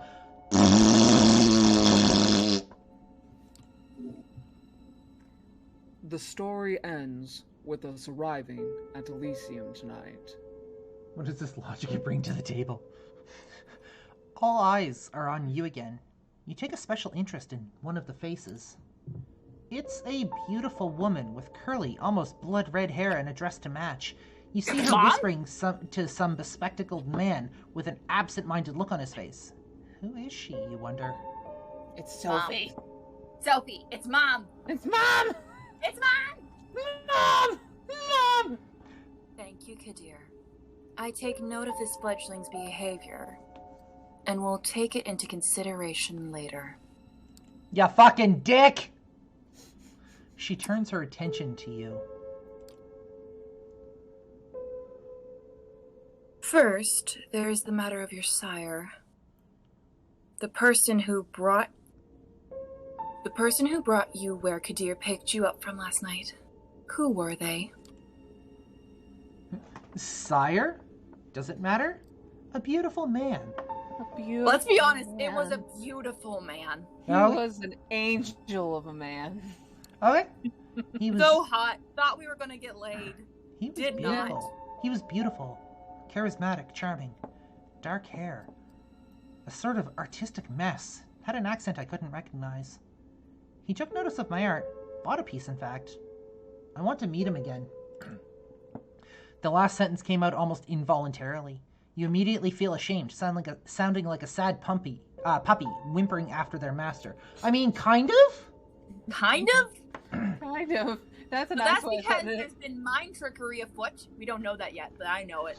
Trickery! Yes, you do want to meet that man again. It's an urge deeper than you've ever felt. Maybe even love?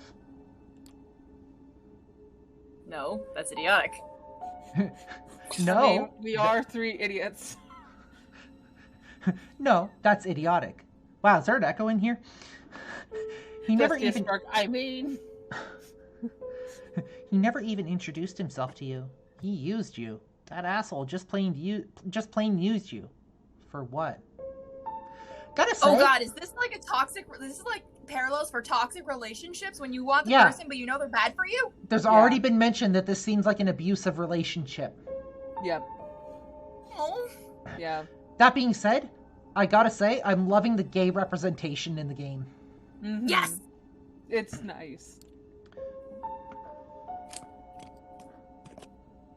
Oh, Prince. Well, Kadir, does that sound familiar? No, it does not. Or at least not familiar enough. I will continue the search after we're done here. Option time. Can I go now? Alright, let's see. What we got? Can I go now? What happens now? Or he bought my painting. You can track him. You bought my painting, you can track it. That's true! Let's be helpful. Let's be helpful to Daddy. Because then we can see our sire again. Yes. You mean, bought my you mean painting. he's not our sire? No, he's not our sire. Can he be our sire? Can he be our sire? Can we Please. pick him? Can we pick? Subs are allowed to pick their doms. Please. Please. Yep, I mean, you're not wrong. Please. Please? Please. Any game with LGBT representation is kind of pretty awesome. Yes, it is. Yes. Right. That guy, he bought my painting at the art gallery. Didn't pay in cash, I think. Maybe you can track him that way? Crittershy says, LOL, so great. Oh, did your outlook on him change all of a sudden? I wouldn't say that. He smirks, seemingly enjoying your misery. He likes watching us squirm. I bet you he does. Fuck. Yes. Personal jabs aside, thank you for that observation.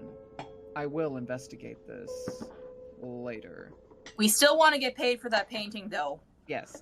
Ferret That is says, our work. We deserve to get paid for it. Ferret says, well, there's this thing called blood bond. You just have to sip another kindred's blood on 3 different occasions and they become your dom. M.N. Darkfire, skitters in across the ceiling. Welcome on in. Welcome to 3 idiots trying to stay on track when it comes to a visual novel. Today we are doing Vampire the Masquerade. Enjoy the shit show. This particular installment of Vampire the Masquerade, Coteries of New York.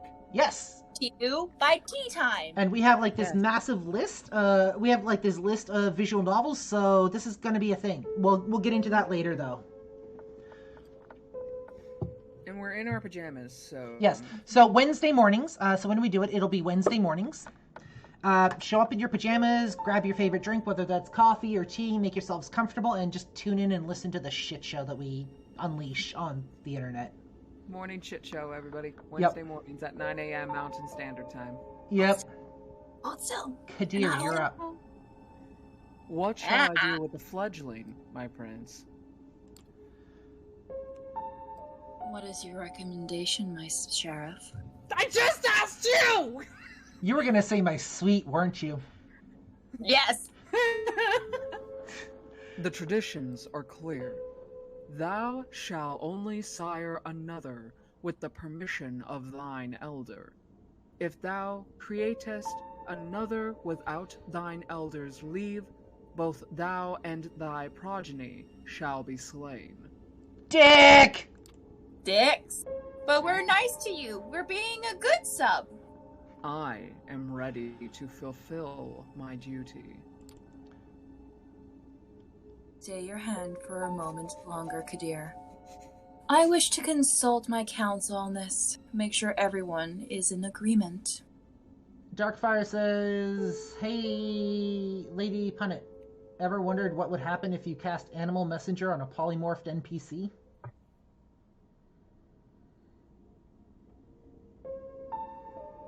Wait a second, I gotta read that again. Yep. Take all the time you need. Ever wonder what happens if you cast Animal Messenger on a polymorphed NPC? Nebby says no, but I do now. Kind of want to try it. Dude. Well, here's the thing. If it's polymorph, it will... Because if you cast Animal Messenger lasts for, like... I think 8 hours? I'm not a druid, I don't know. But polymorph only lasts for an hour. Yeah. So I think the spell would automatically cancel itself out. Or if you look at it this way, humans are considered a part of the animal kingdom because we're considered mammals. So then the person would be compelled to still follow through with the spell, possibly. I would go with Rule of Cool, though, and say that it continues after the spell has... I would say... Oh, it lasts for 24 hours. So I'd say, like, continue on until... I would say consult with your DM, and that's up to each individual DM to decide. Rule of cool, I'd allow it, but only if polymorph was cast first. Yeah. Prince, you're up. Stay your hand for a moment longer, Kadir. I wish to consult my counsel on this. Make sure everyone is in agreement. Oh, that's nice. Of course. He seems strangely relieved.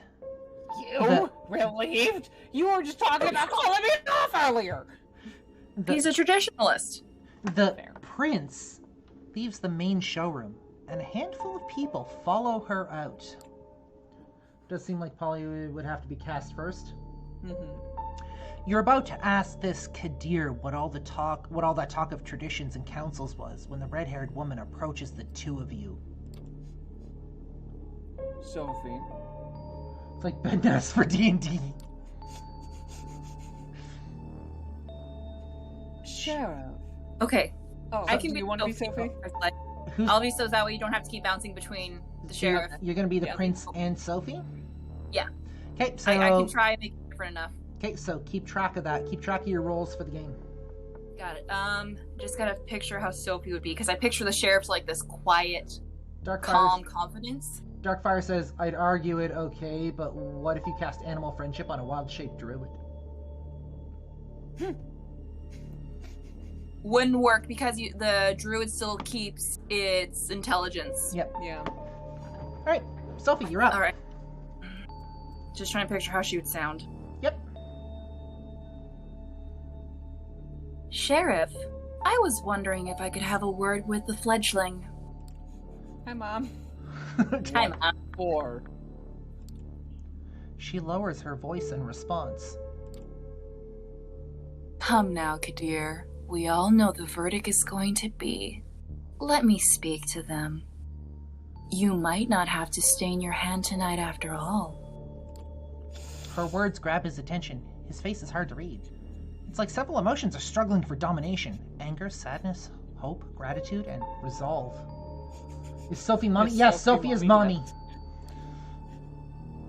I'll go get my sword. He steps out of the room the way you came, and you are left in the showroom with the woman in that red dress. She takes you aside, and the eyes of the remaining guests follow you. Well then, fledgling, you are in quite the pickle. We have a choice. What do you mean? What was that about a sword? Was that about a sword? It seems like you two have a history. See, part of me's like, what was that about a sword? But the other part's like, you two have history? Because the brat of me's like, are you mommy? Are you mom? Mom. Mom? Is this gonna be like an every other weekend thing? Shared custody? What do we... I Shawnee would D go, says, okay. Mommy? I mean, mommy? Sorry, I mean, mommy? Sorry, I mean... Are you my mummy? I would go with, I want to go with, because we already heard, like, we're going to be dealt with. It's not hard to picture there's going to be a sword involved. Yeah, but the fuck about a sword?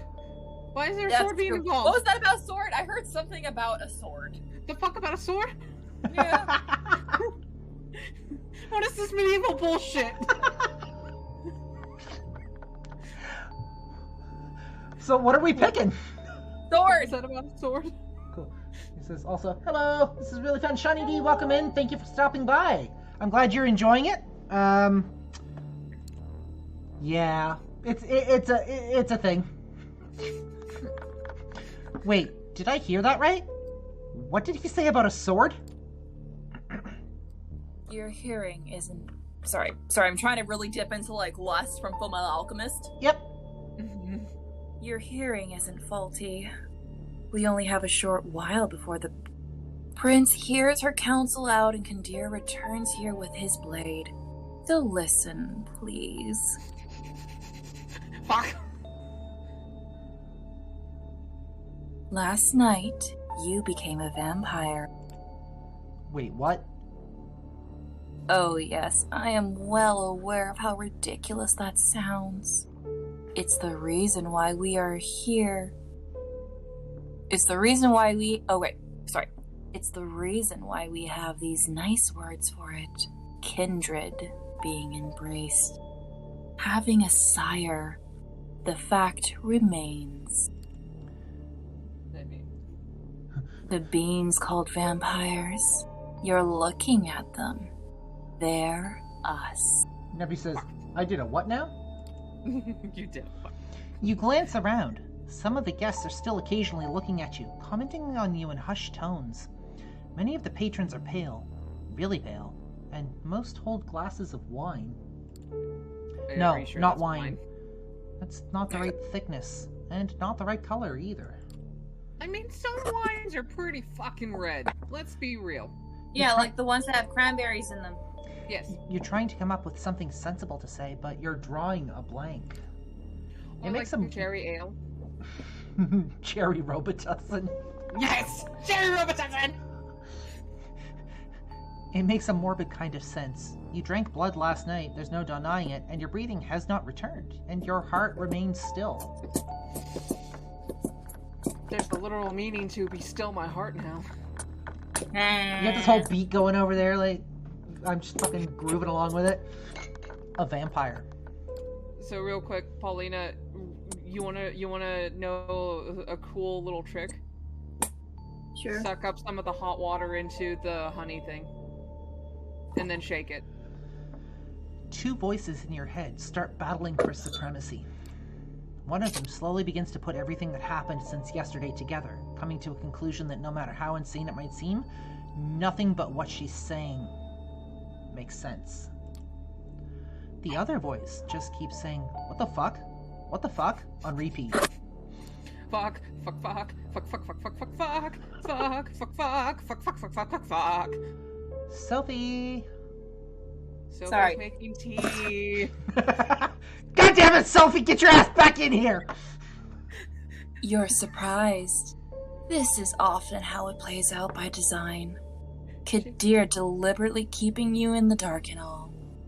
If we do nothing, you will be cut down, as sure as the day follows the night. Shawnee D says, shake, shake, shake. Shake, shake. Shake, shake, shake. Shake that honey. Shake that honey. Shake that honey. I am now out of honey, though, so I am a sad Paulina. I am a sad little Punit. But I helped you get the most out of the last of that honey. You did. Sophie, Sorry. you're up. Speaking of, I have to make these lines as sweet as honey. But I'm here to offer you a chance, a way out, under one condition. Why did my chat stop scrolling? There we go. That's better. Are you going to make an appearance for us? You going to make an appearance for us, or are you going to be a brat? I mean, Brad is kind of the word of the morning, so... True. Sophie gets distracted by it naturally. I will take you under my wing. If you're lucky, the prince will be in a good mood tonight, and you're... 1 second. I hit a button. Oh no! I think it was this one? Here's your line. Yeah. I will take you under my wing. If you're lucky, the prince will be in a good mood tonight, and your deference to Kadir will work in your favor. She might agree to this, but only if you swear fealty to me. I am not making this offer lightly. As your patron, I will take responsibility for you. Your actions will reflect on me. If they reflect negatively, well, I will make sure you face the consequences. So effectively, she's adopted at least 3 kindred. At least 3.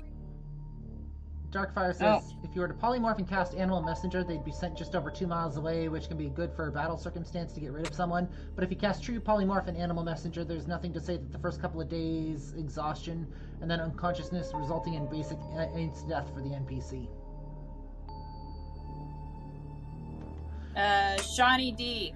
No, I am not a professional voice actor. I just really, really like doing voices. So- I'm not opposed to picking up some like side jobs though. Yeah, I need a better. The whole reason that we decided we wanted to start doing this was because a couple of us, mainly Blue Dragon Lady and Lady Punit, decided they wanted to try and possibly work on their voice acting and whatnot because they have been dipping into it. And I was thinking to myself, that's actually a really good idea, and it would give me a chance to expand on my vocal abilities, and I would love to be able to take on other voices. So we decided to start doing this, along with the kind of joking around and kidding around and whatnot. So while we're doing this, we're all going to be practicing our voices. Yep. Especially since I need to practice more male voices anyway. Yep. What happens if I agree? What happens? What if I refuse? I don't want to die. I don't want to die, Mom. Mom, please don't let me die. That's actually amazing then. Wow, I love this. I'm glad you're enjoying it. So, what's our choice going to be? Fine, keep stay up, because like I said, we're going to have a lot of these. It's gonna be fun. We've got a list started for other stories we want to go through once we're finished this one. So. Mama. All right, I don't want to die. Yep, I agree. I wish I'd never been born at all. I agree. I don't want to die. You're already dead, though. But poor thing, you are already dead. I don't want a second death. Still, it's not as bad as it might feel. I can guide you through this new reality. Mommy? You need to make this... You need to take this chance. Or perish. Spare him his life from this poor family. Steps and hushed voices can be heard from the side room. It seems the prince and her council are returning to the showroom. Kadir appears from downstairs as well and starts walking towards you. Daddy, what are you doing with that sword, Daddy? Daddy. That's a big sword you got there, Daddy. Daddy, we're not into blade play. How do you know it's a blade? Swords have blades. There's different kinds of swords, though. Sophie! When you hear the verdict, ask to be spared. I will intervene. Remember my condition. She flashes a heart-melting smile towards Kadir, who does not smile back. No, Damn he's it! too Damn busy it, man! handling his sword. But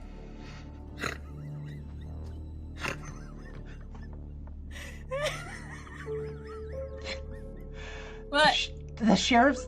Sorry, what was that, what was that, Paulina? I was just saying, why is everyone laughing? I don't get the joke. I just said swords are blades too. Shawnee D says, Daddy can handle his blade. Darkfire says, you ever heard of a sword delivering blunt weapon damage? Fuck! I mean, depends on what he calls his smaller head. Depends on what he means by blunt weapon damage. Okay, come on. We gotta stay focused. I know ADHD's out. Come on. We gotta at least get through this, guys. Come on. This is like the whole fucking point of this, though. Let's fuck! at least get through this night. The sheriff's immaculate suit is now complemented by a curved, oriental-looking metal scabbard fastened with a colorful sash around his waist. When's the last time it got used in a good sharpening?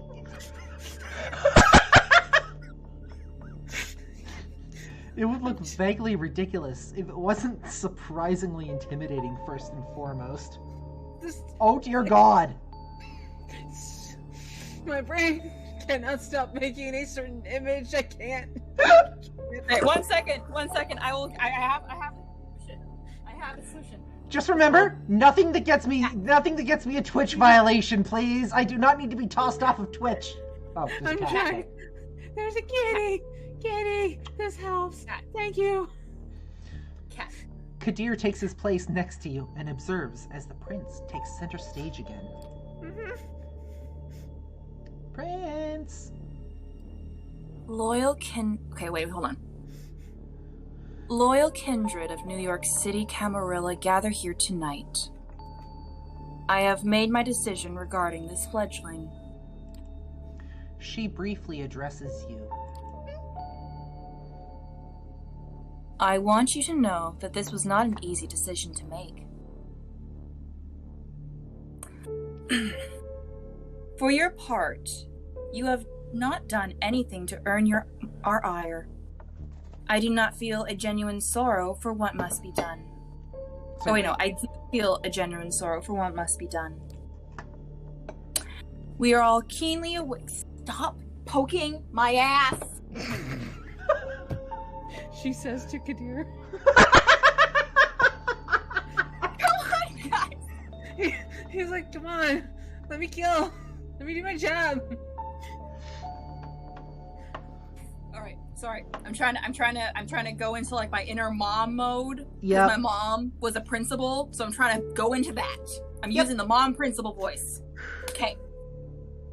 We are all keenly aware that these nights we need to close our ranks and trust the wisdom of our elders and their traditions more than ever before. There is no place for tolerating dissonance when our very existence is under constant threat.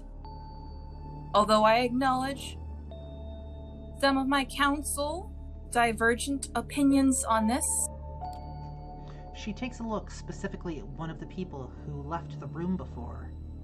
A rather plainly dressed, shy-looking man whose skin has a somewhat healthier tone. He bows his head in deference. It's the strange dude. I hold the final authority over this fledgling's fate. And I declare that while their embrace might be the sire's responsibility, in the absence, it is their progeny that must be punished. The progeny. Progeny, sorry. Darkfire says, I mean, to play devil's advocate, one could have a flail with a sharpened bar with a flail at the end, though it would be very floppy and probably improbable for use in battle, as it would be difficult to control. As far as I know, floppy flails aren't TOS, no.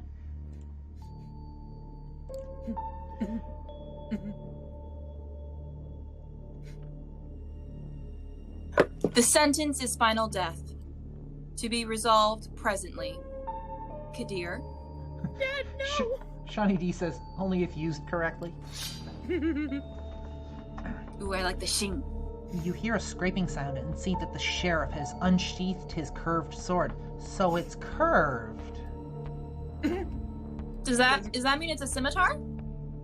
Possibly, but does it curve upward or downward? Or slightly left. Or to slightly These are the left. questions we have to ask. Yeah. It is a beautifully detailed blade, which you expect must be worth a small fortune. Its apparent sharpness makes you freeze up.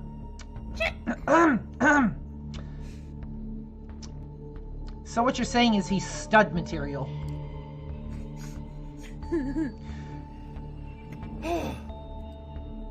2 outs. Bottom of the 9th. Oh, right, he likes baseball. We should take him to a baseball game. We should.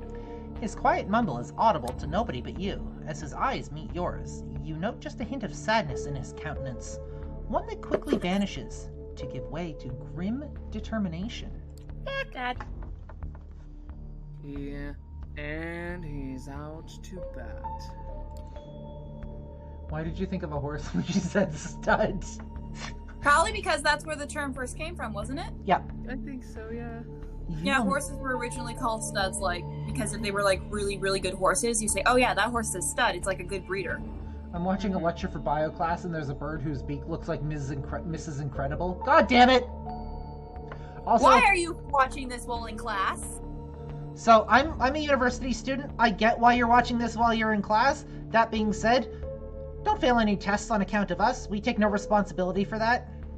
We take no responsibilities if you get caught, or Nepotism. if you are told to leave the classroom for being a distraction because you laugh too hard. We do not hold responsibility for that. Yeah. Nepeta says, that's not what I'm getting at. You will not get another chance to speak up. Choice time! Ask for mercy, escape the gallery, or remain silent.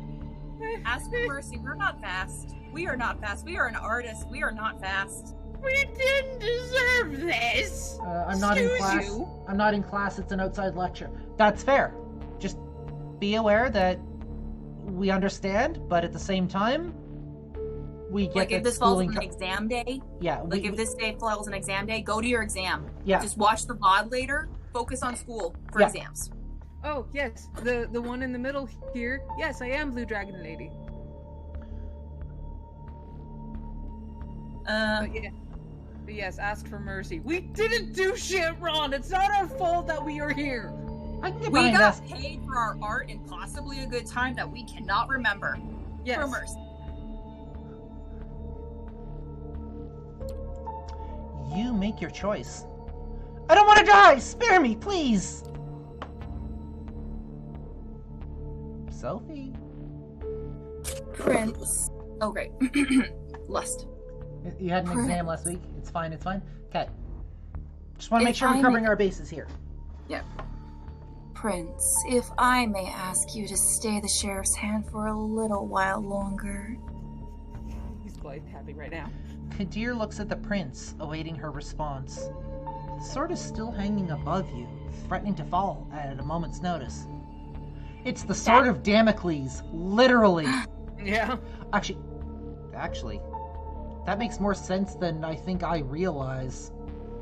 Actually, it kind of does. Yeah. We need to do research in this later.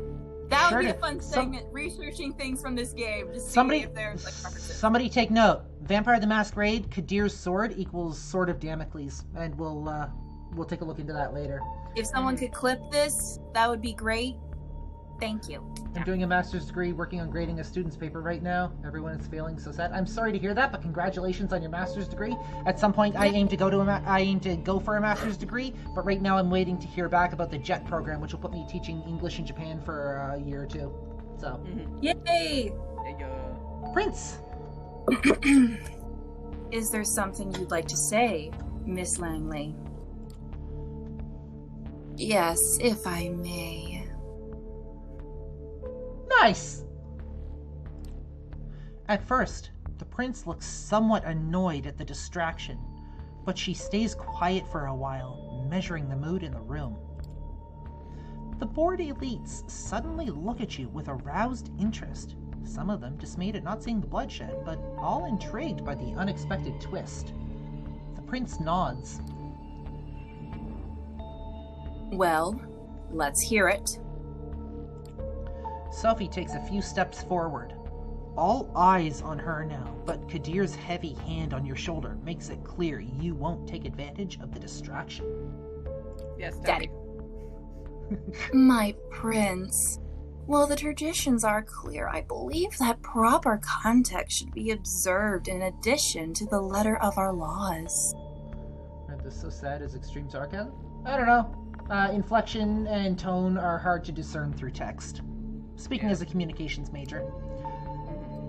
This fledgling is a burden, but with proper guidance, they could become an asset to our domain. Am I to understand you are volunteering to take this sireless child under your protection? She's done it twice before. Yes. I happen to think they might hold a potential that would be unfortunate to waste. I do expect their full cooperation, of course. Whispers can be heard again. An incredulous voice or two. A hushed, just behead the fucker. Some suppressed exclamations of surprise. You can take it either Shawnee way, D but says, it's- I mean, you could take it either way, but it's honestly saddening. I'm potentially ending people's careers, but they're just not putting in the work. I mean, if they're not putting in the work, there's not much you can do. Yeah. You can lead a If they're putting in the work and they're still failing, offer them like a chance to do extra credit. Like if Yeah. it's obvious they're trying really, really hard, Yeah. but they're just not getting it, say, hey, here's an extra assignment to at least get you a passing grade, Yeah. not honors, but at least you won't fail the whole thing. However, if they're not putting in the work, you owe them nothing. If they're, you can lead a horse to water, but you can't make it drink, right? Yep. Silence. Yes, mommy. Yes, Mom. Wait, no, sorry. That mommy's Sophie. I mean, she's... Mother. Yes, Grandma. Okay, I'll take we can't grandma. call her Do grandma. we want to It's call just- her Grandma, though? We can call her grandma. The child cannot. I ask all of you to make a note of this moment. I might be persuaded to bend one tradition in this child's favor, but not another will be but another will be enforced even more firmly in its stead. Something I wonder about, though. Like, if a teacher sees everyone failing, is it because the students aren't putting in the work, or is there some trend in everyone not understanding something? That I don't know. It's a double-edged sword, and if you want to talk about it after we finish the game, we can have, like, maybe a few seconds, because I actually have a background in education. Yeah. So that's something we can definitely talk about. Yep. When you're in chat. No, call her Nana. No, Nana! Nana! Yes, Nana. God damn it. Until the progeny shall be released, thou shalt command them in all things. The sins of thine are thine to endure. Their sins. Are you certain that is a responsibility you wish to shoulder, Miss Langley? Blood. Yep. Sophie. I am willing to guide this fledgling and add a valuable ally to our sect in a time of need, yes. But I would like to receive the right of destruction over them, if it pleases you. Blood for the blood god! Blood for the blood god! We have a choice. Remain silent, give me a chance to prove myself prince, or, wait, right of destruction? The fuck is right of destruction? That's a valid question. Okay. Wait, right of destruction? What do you mean by that? Kadir's grip tightens on your arm like a vice. His other hand goes for his sword again. Sorry, Daddy. Sorry. Sophie locks eyes with you. I will explain, but not right now. Right now, we need to await the prince's decision. No need to wait. I am ready to pass the judgment. I shall grant what you ask. Let it be known, Sophie Langley of the Clan of the Rose will become this fledgling's patron. They shall be considered like sire and child. Hold on. Yeah. Clan of the Rose was mentioned earlier. The safe is one of the safe houses. The safe house that was used to turn us. Yeah. I was about to say, like, weren't we turned in one of the old safe houses, like an abandoned safe house of Clan of the Rose? Yes, we were. And Clan of the Rose is the Toreadors. It was specifically mentioned. Ooh. Which means... What if our something sire to do is like with it? ex-Camarilla? Dude. That means Sophie's Toreador. Dude. She's perfect to teach us. Sure is. But there's also another theory that comes up. What if she had something to do with this? Theoretically, yes, she could have. Ooh, that would also explain why in this playthrough she would be so willing to take them under her wing. Yeah. She was also willing to take them under in the other playthrough as well. Yeah. Yes. If she is willing to take on, like, the third person, because, like, for everyone watching, this is the second playthrough that we're doing. The first one is, like, what started this idea. Yeah. So we're only doing, like, 2 so far. If the third one that we do in the future has her come in and do this whole spiel again, what if she's actually trying to take the place of the prince? That's a possibility. Oh. We know Vampire the Masquerade is all about politics and struggle and who can gain the most political power and most political capital, so... Especially with the Camarilla, which, by the way, we are all anarchs in this chat. Yep. So... Down with their policies of blood taxes. Shall we? Yes. Miss Langley will take full responsibility for them, and I grant her the right of destruction if she sees fit to use it. Heavy politicking? Yes, very much. Prince, you're up. We should just have Lady Punit play everyone. Maybe. I don't know. Probably not. Voice acting. Besides, Moonchild's so good too. Sorry. Focusing. Hold on. Everybody has a chance in this chat. Like, in the voice chat here, everybody has a chance to narrate characters. The whole point is to work on our voice acting.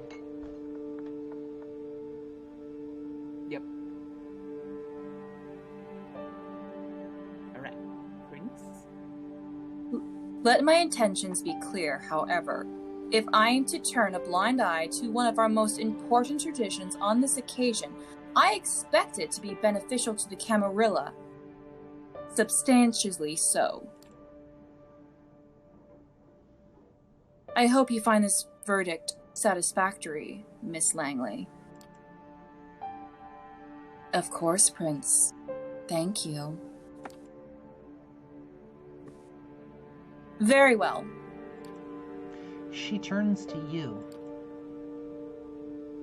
What is your name, child? We have choices! Nacho Cypher, Prince. Shouldn't I use a nickname? Is my artist moniker enough? Do we have an art? Nope. Not that I know of. Yeah, it wasn't mentioned in the beginning. I am Nacho Cypher. I mean, I'm down with that. And... Yeah. Cool. Nacho Cypher, Prince. She nods. Prince, you're up.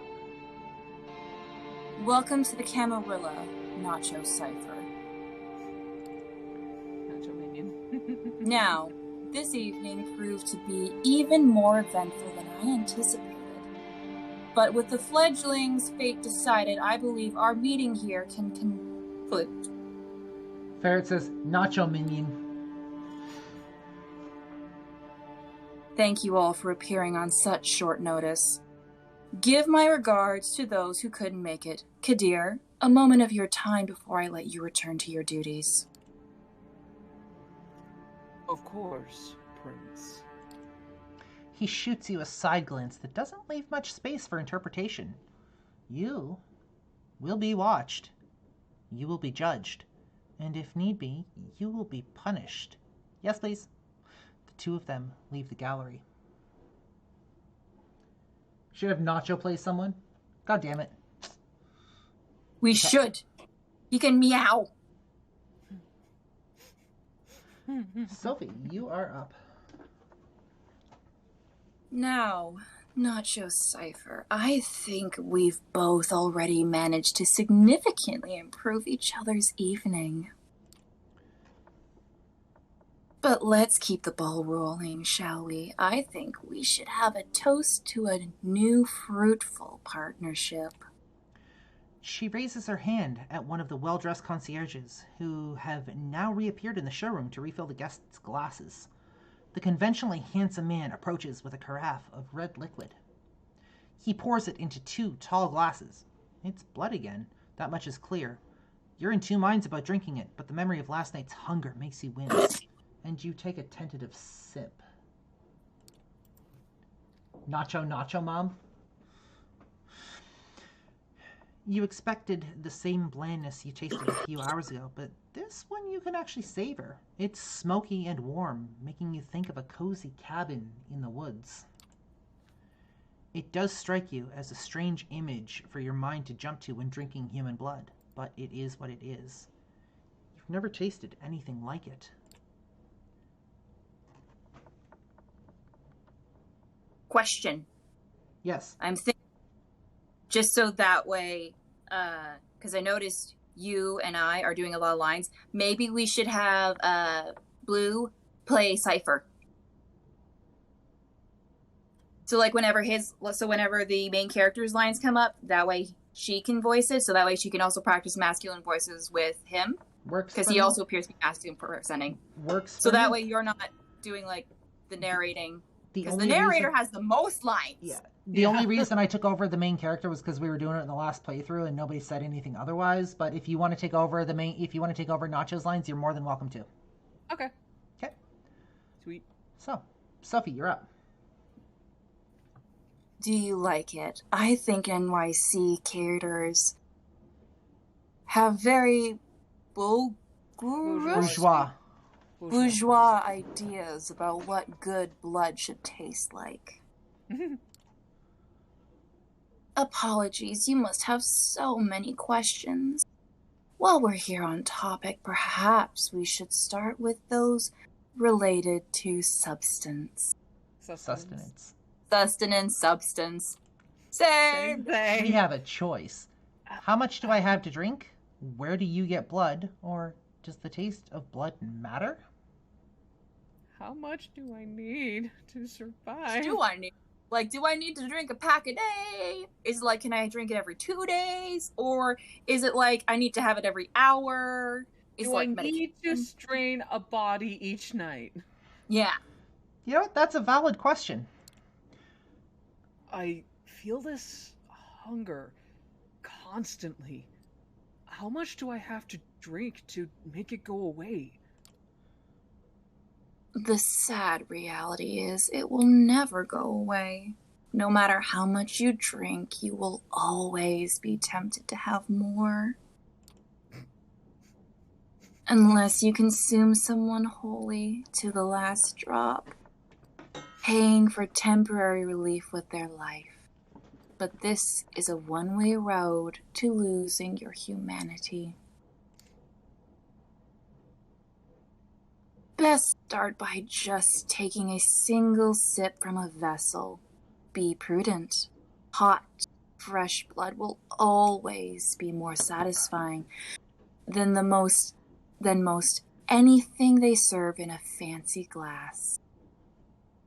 But it can make you more Voracious. voracious. Thank you. Yep.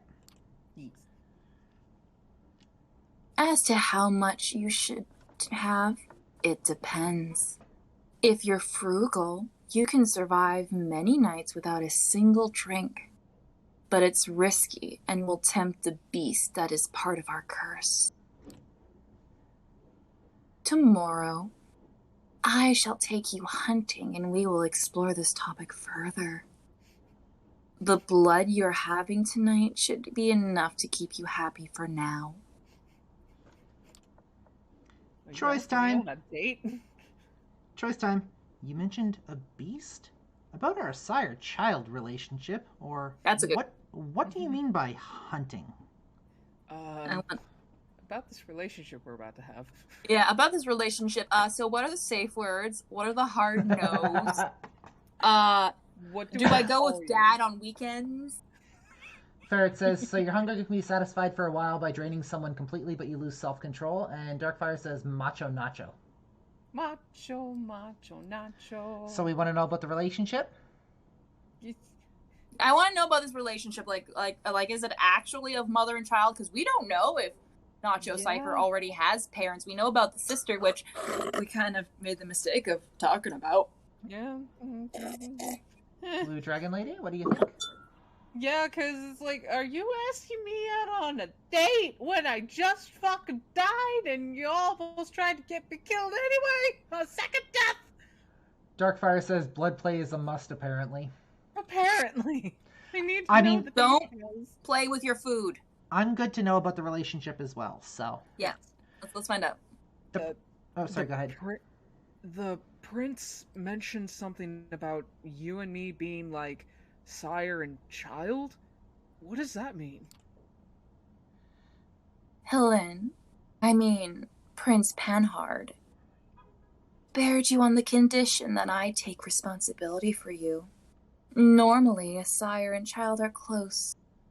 One begets the other, after all. Our relationship might not be exactly that of a sire and child, but it is treated as such by our laws. That we do not share blood does not matter. You must therefore defer to me in all things. I mean, we could share blood. I mean, We could, but apparently that's a big no-no in some circles.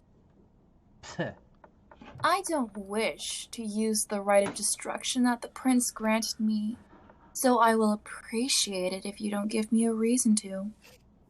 I promised I'd guide you, and I mean it. yes, Mom. Meant treat me as your mentor and superior, and I will treat you as my loyal retainer and understudy. With me, you can go far. Without me, you will be lost to the unfeeling night. And we can't have that. But they're vampires. Yup. Don't they not have blood? Those of us unaccounted for can easily become a danger to the masquerade. That's the main reason why, with your sire gone, the prince wanted you out of the picture too. Or is she talking about sharing what's on her plate?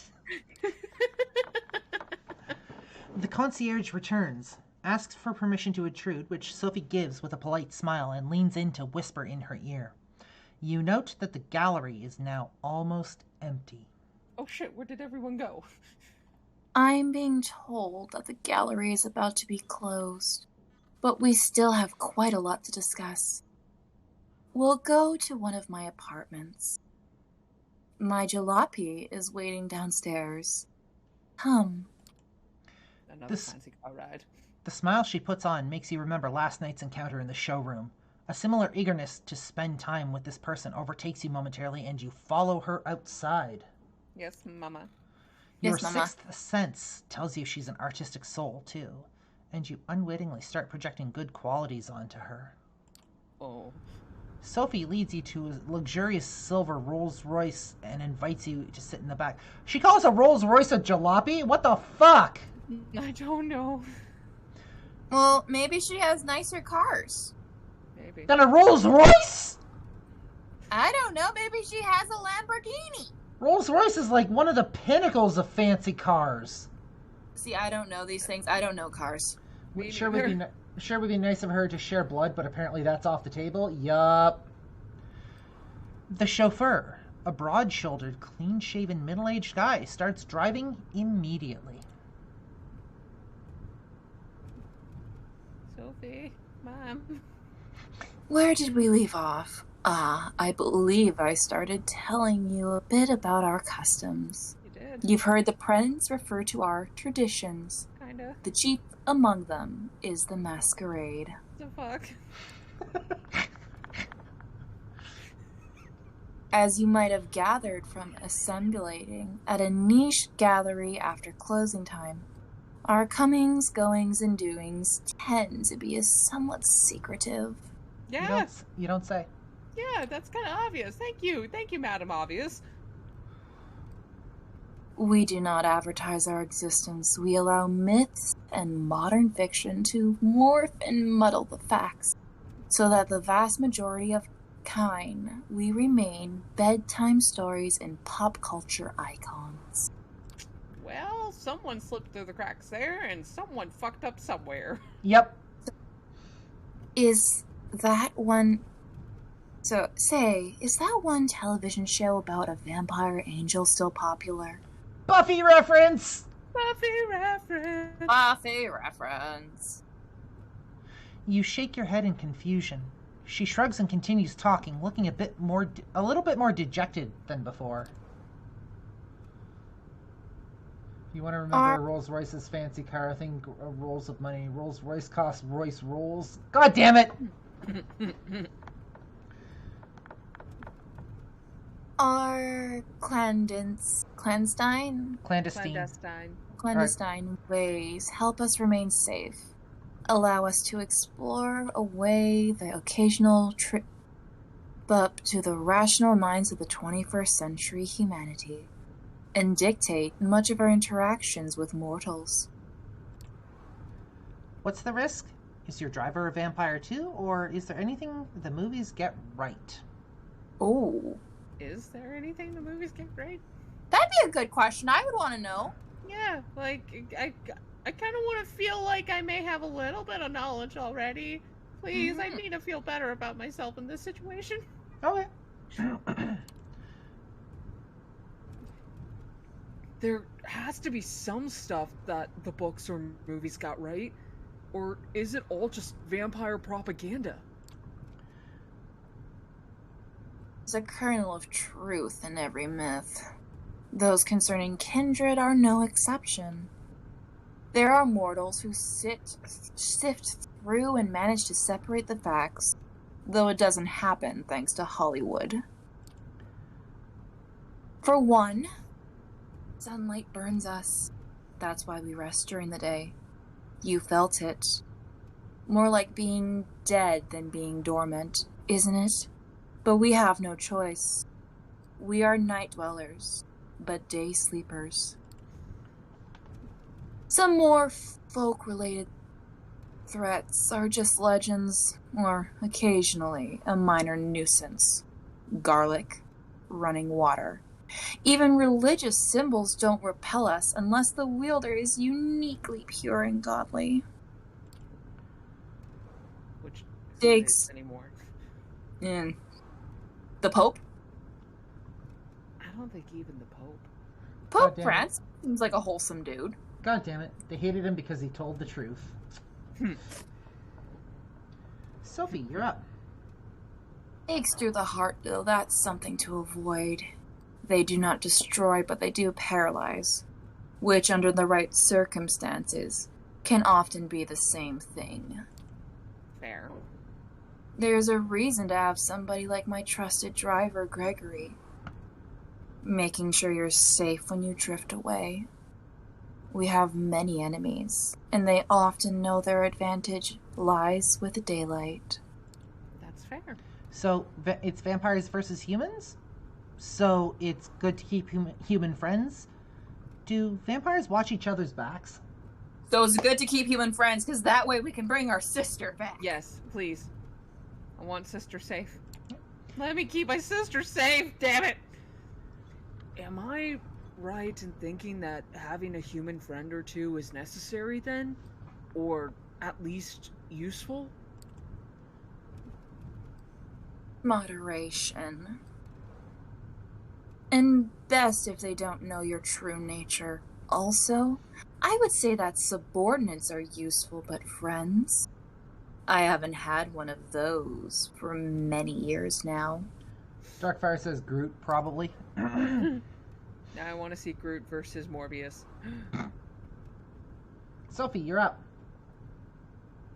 Our little sect supplies social interactions aplenty, but it doesn't really encourage friendships. Alliances of convenience to be broken at a whim? Yes, that's more like it.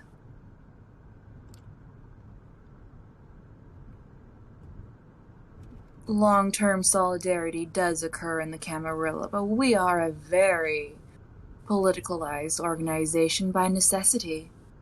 Loyalty is to your sire, to your prince, and to the sect. God damn, you're a windbag!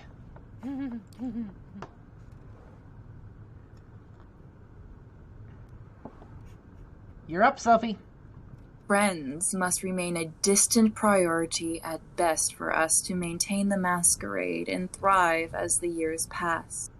With age comes authority.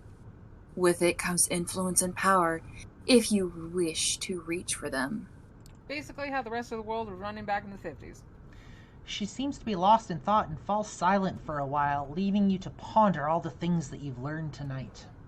And if Groot were to fight Morbius, what would Morbius drink from him? Chlorophyll? God damn it. I don't think he wants the taste of wood in his mouth, though. That depends on who you're talking to.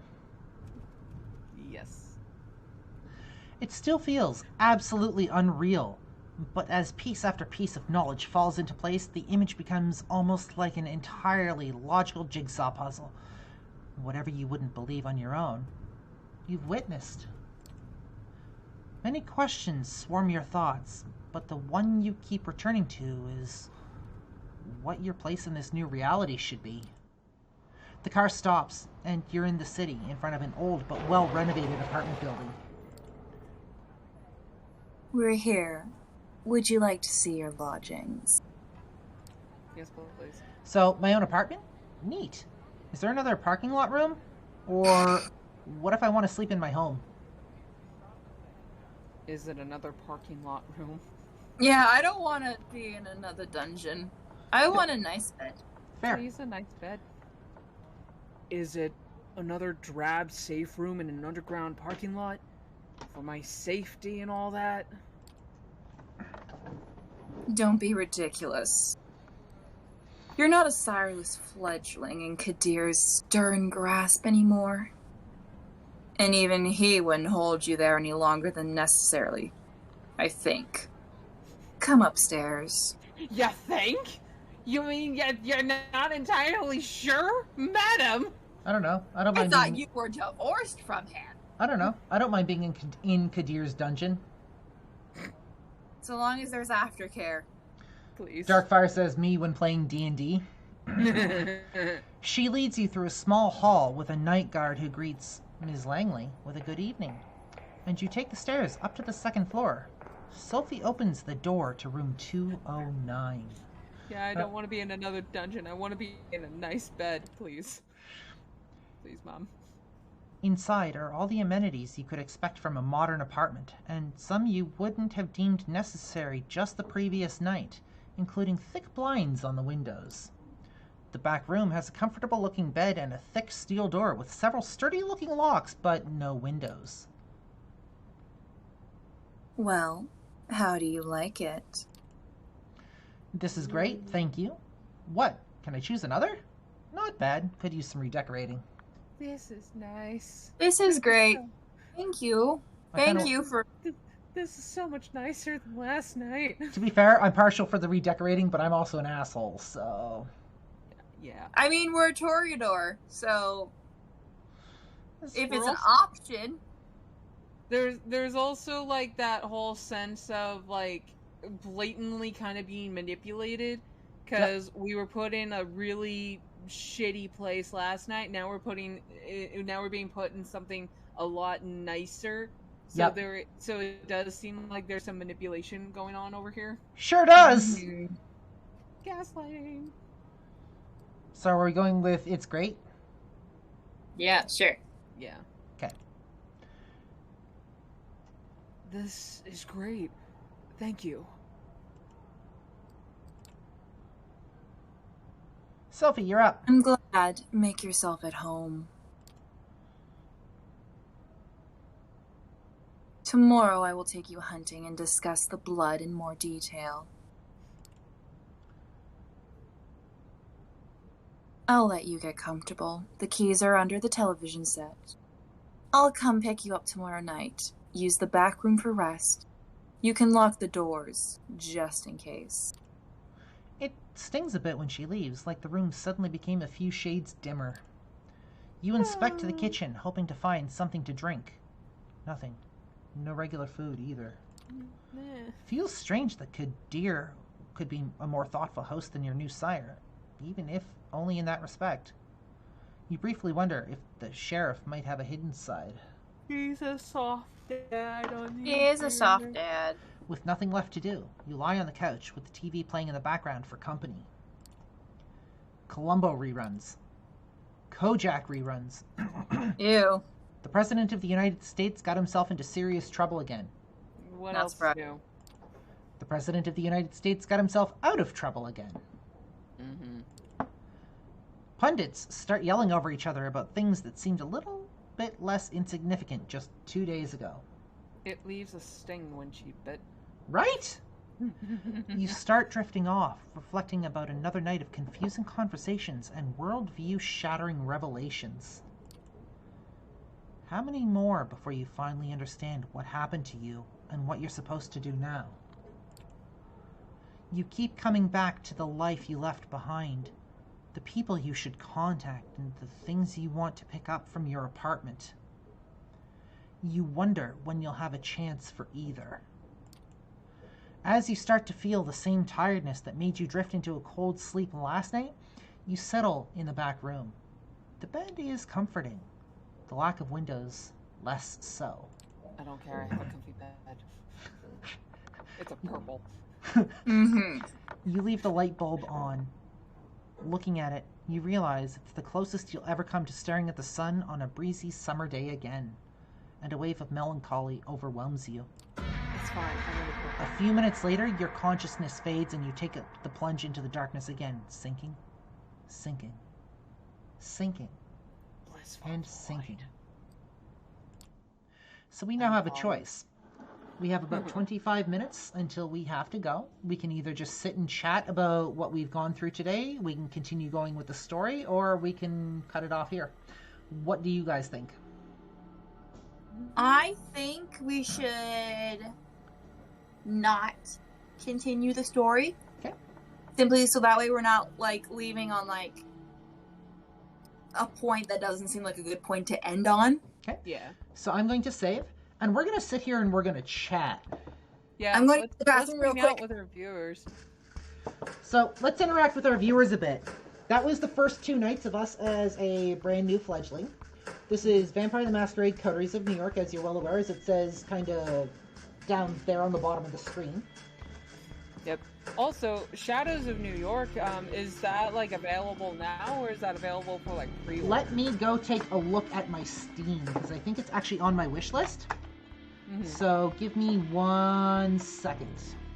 We are growing a list of, not web novels, visual novels to Yes. play as well. So this is not the only visual novel that we will be playing.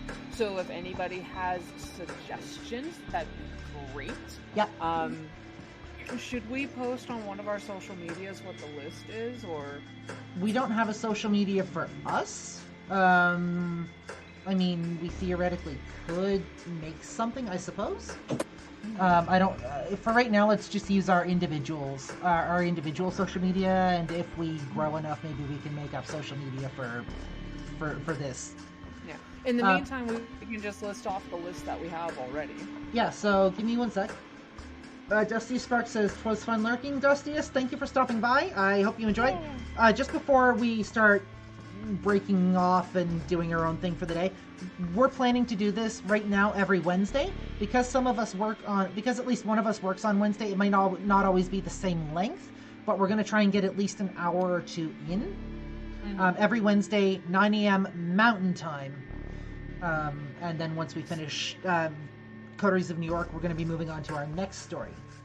So for everyone that is not in Mountain Standard Time of the continental U.S., that is 8 a.m. Pacific Standard Time, 10 a.m.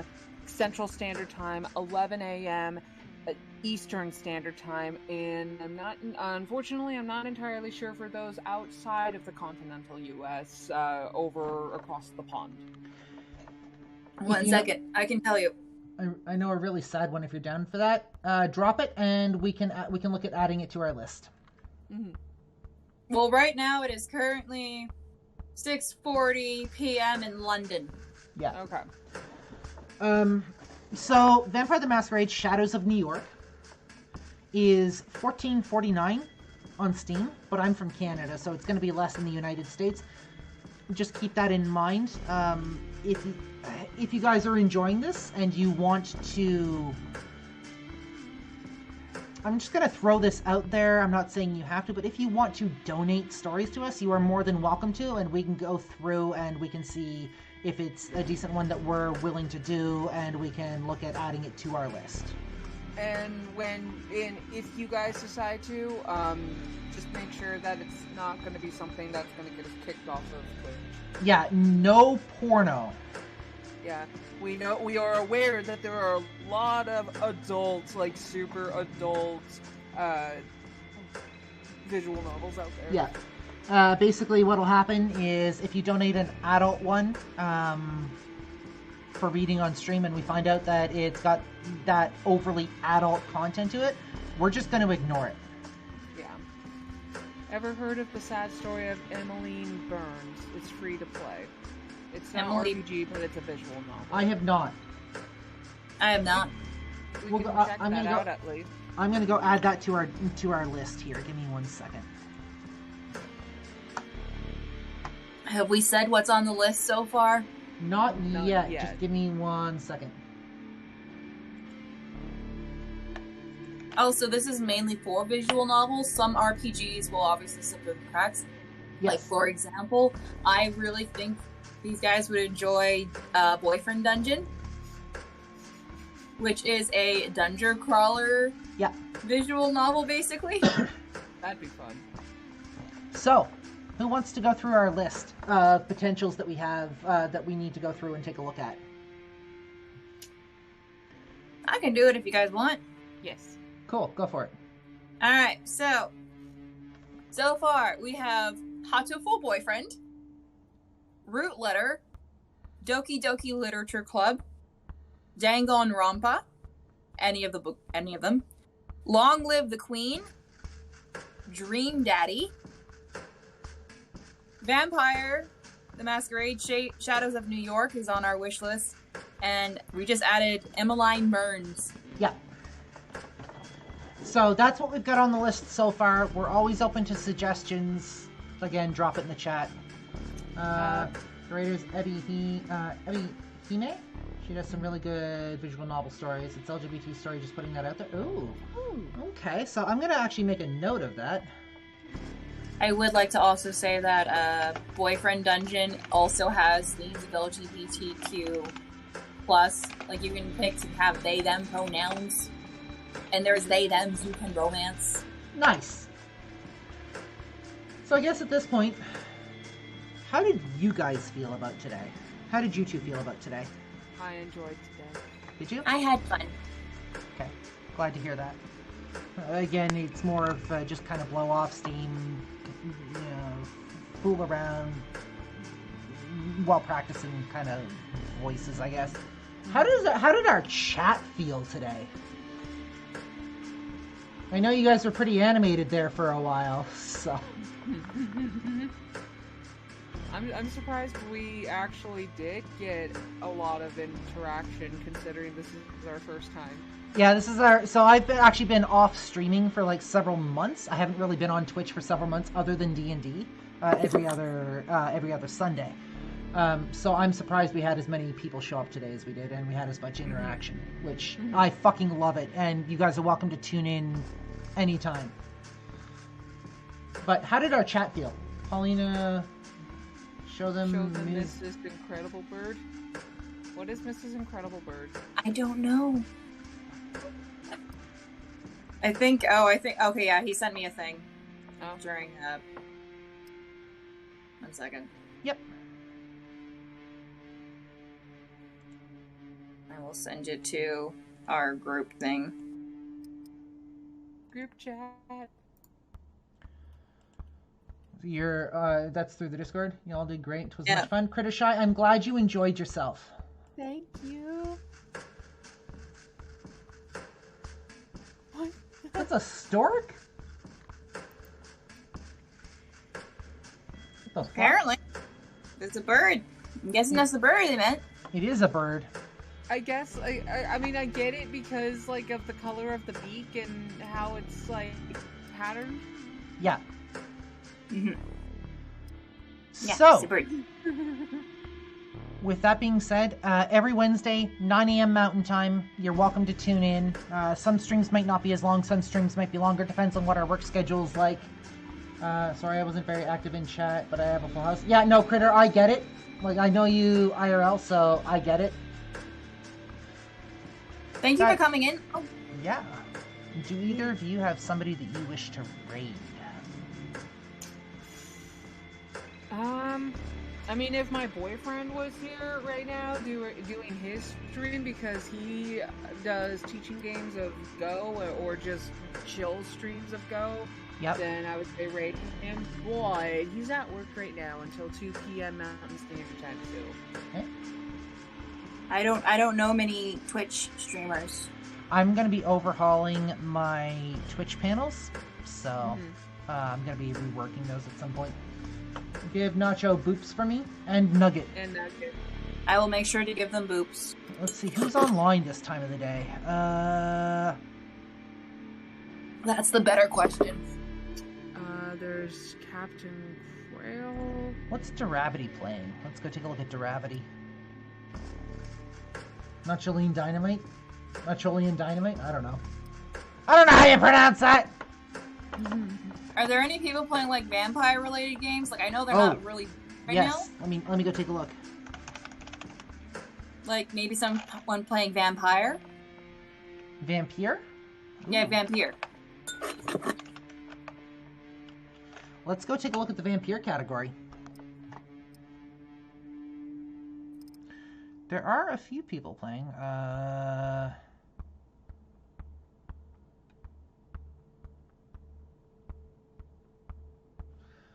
Let me see. I'm gonna go check out this person, make sure their stream is cool. Okay.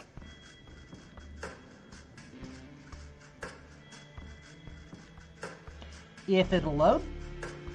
And then I want to take some time to talk to you two as well. Okay. Are you sure? I'm not finding anyone playing like... Oh, wait, no, there is someone playing Vampire. So it's an 18 plus channel, which is good. Okay. Let's go raid this person. We're gonna go raid Carla of the Bells. Okay. We're gonna go say hi. We're gonna go possibly make a new friend. Thank you so Yay. much for showing up, guys. Like, today was, as far as I'm concerned, today was an epic success. I could not have asked for a better first run of this. Yeet. So thank you so much. I'm excited for next week. Yes, raiding party. If you want Raiding to get in touch with me, you are welcome to click that link. That'll put you in my socials. And then up top we have Blue Dragon Lady, and then Lady Punit. You are what is your socials? Because I actually forgot to stitch that up top. You can find me on TikTok at Paulina Avalon, or my Instagram, which is _Paulina_Avalon_. Okay, well, I'll make sure to have that up there for next session. Thank you for entertaining us. You are more than welcome, Dusty Spark. Thank you so much again for everybody for showing up, and we will see you. We'll see you guys hopefully next week. Yeah. Yeet.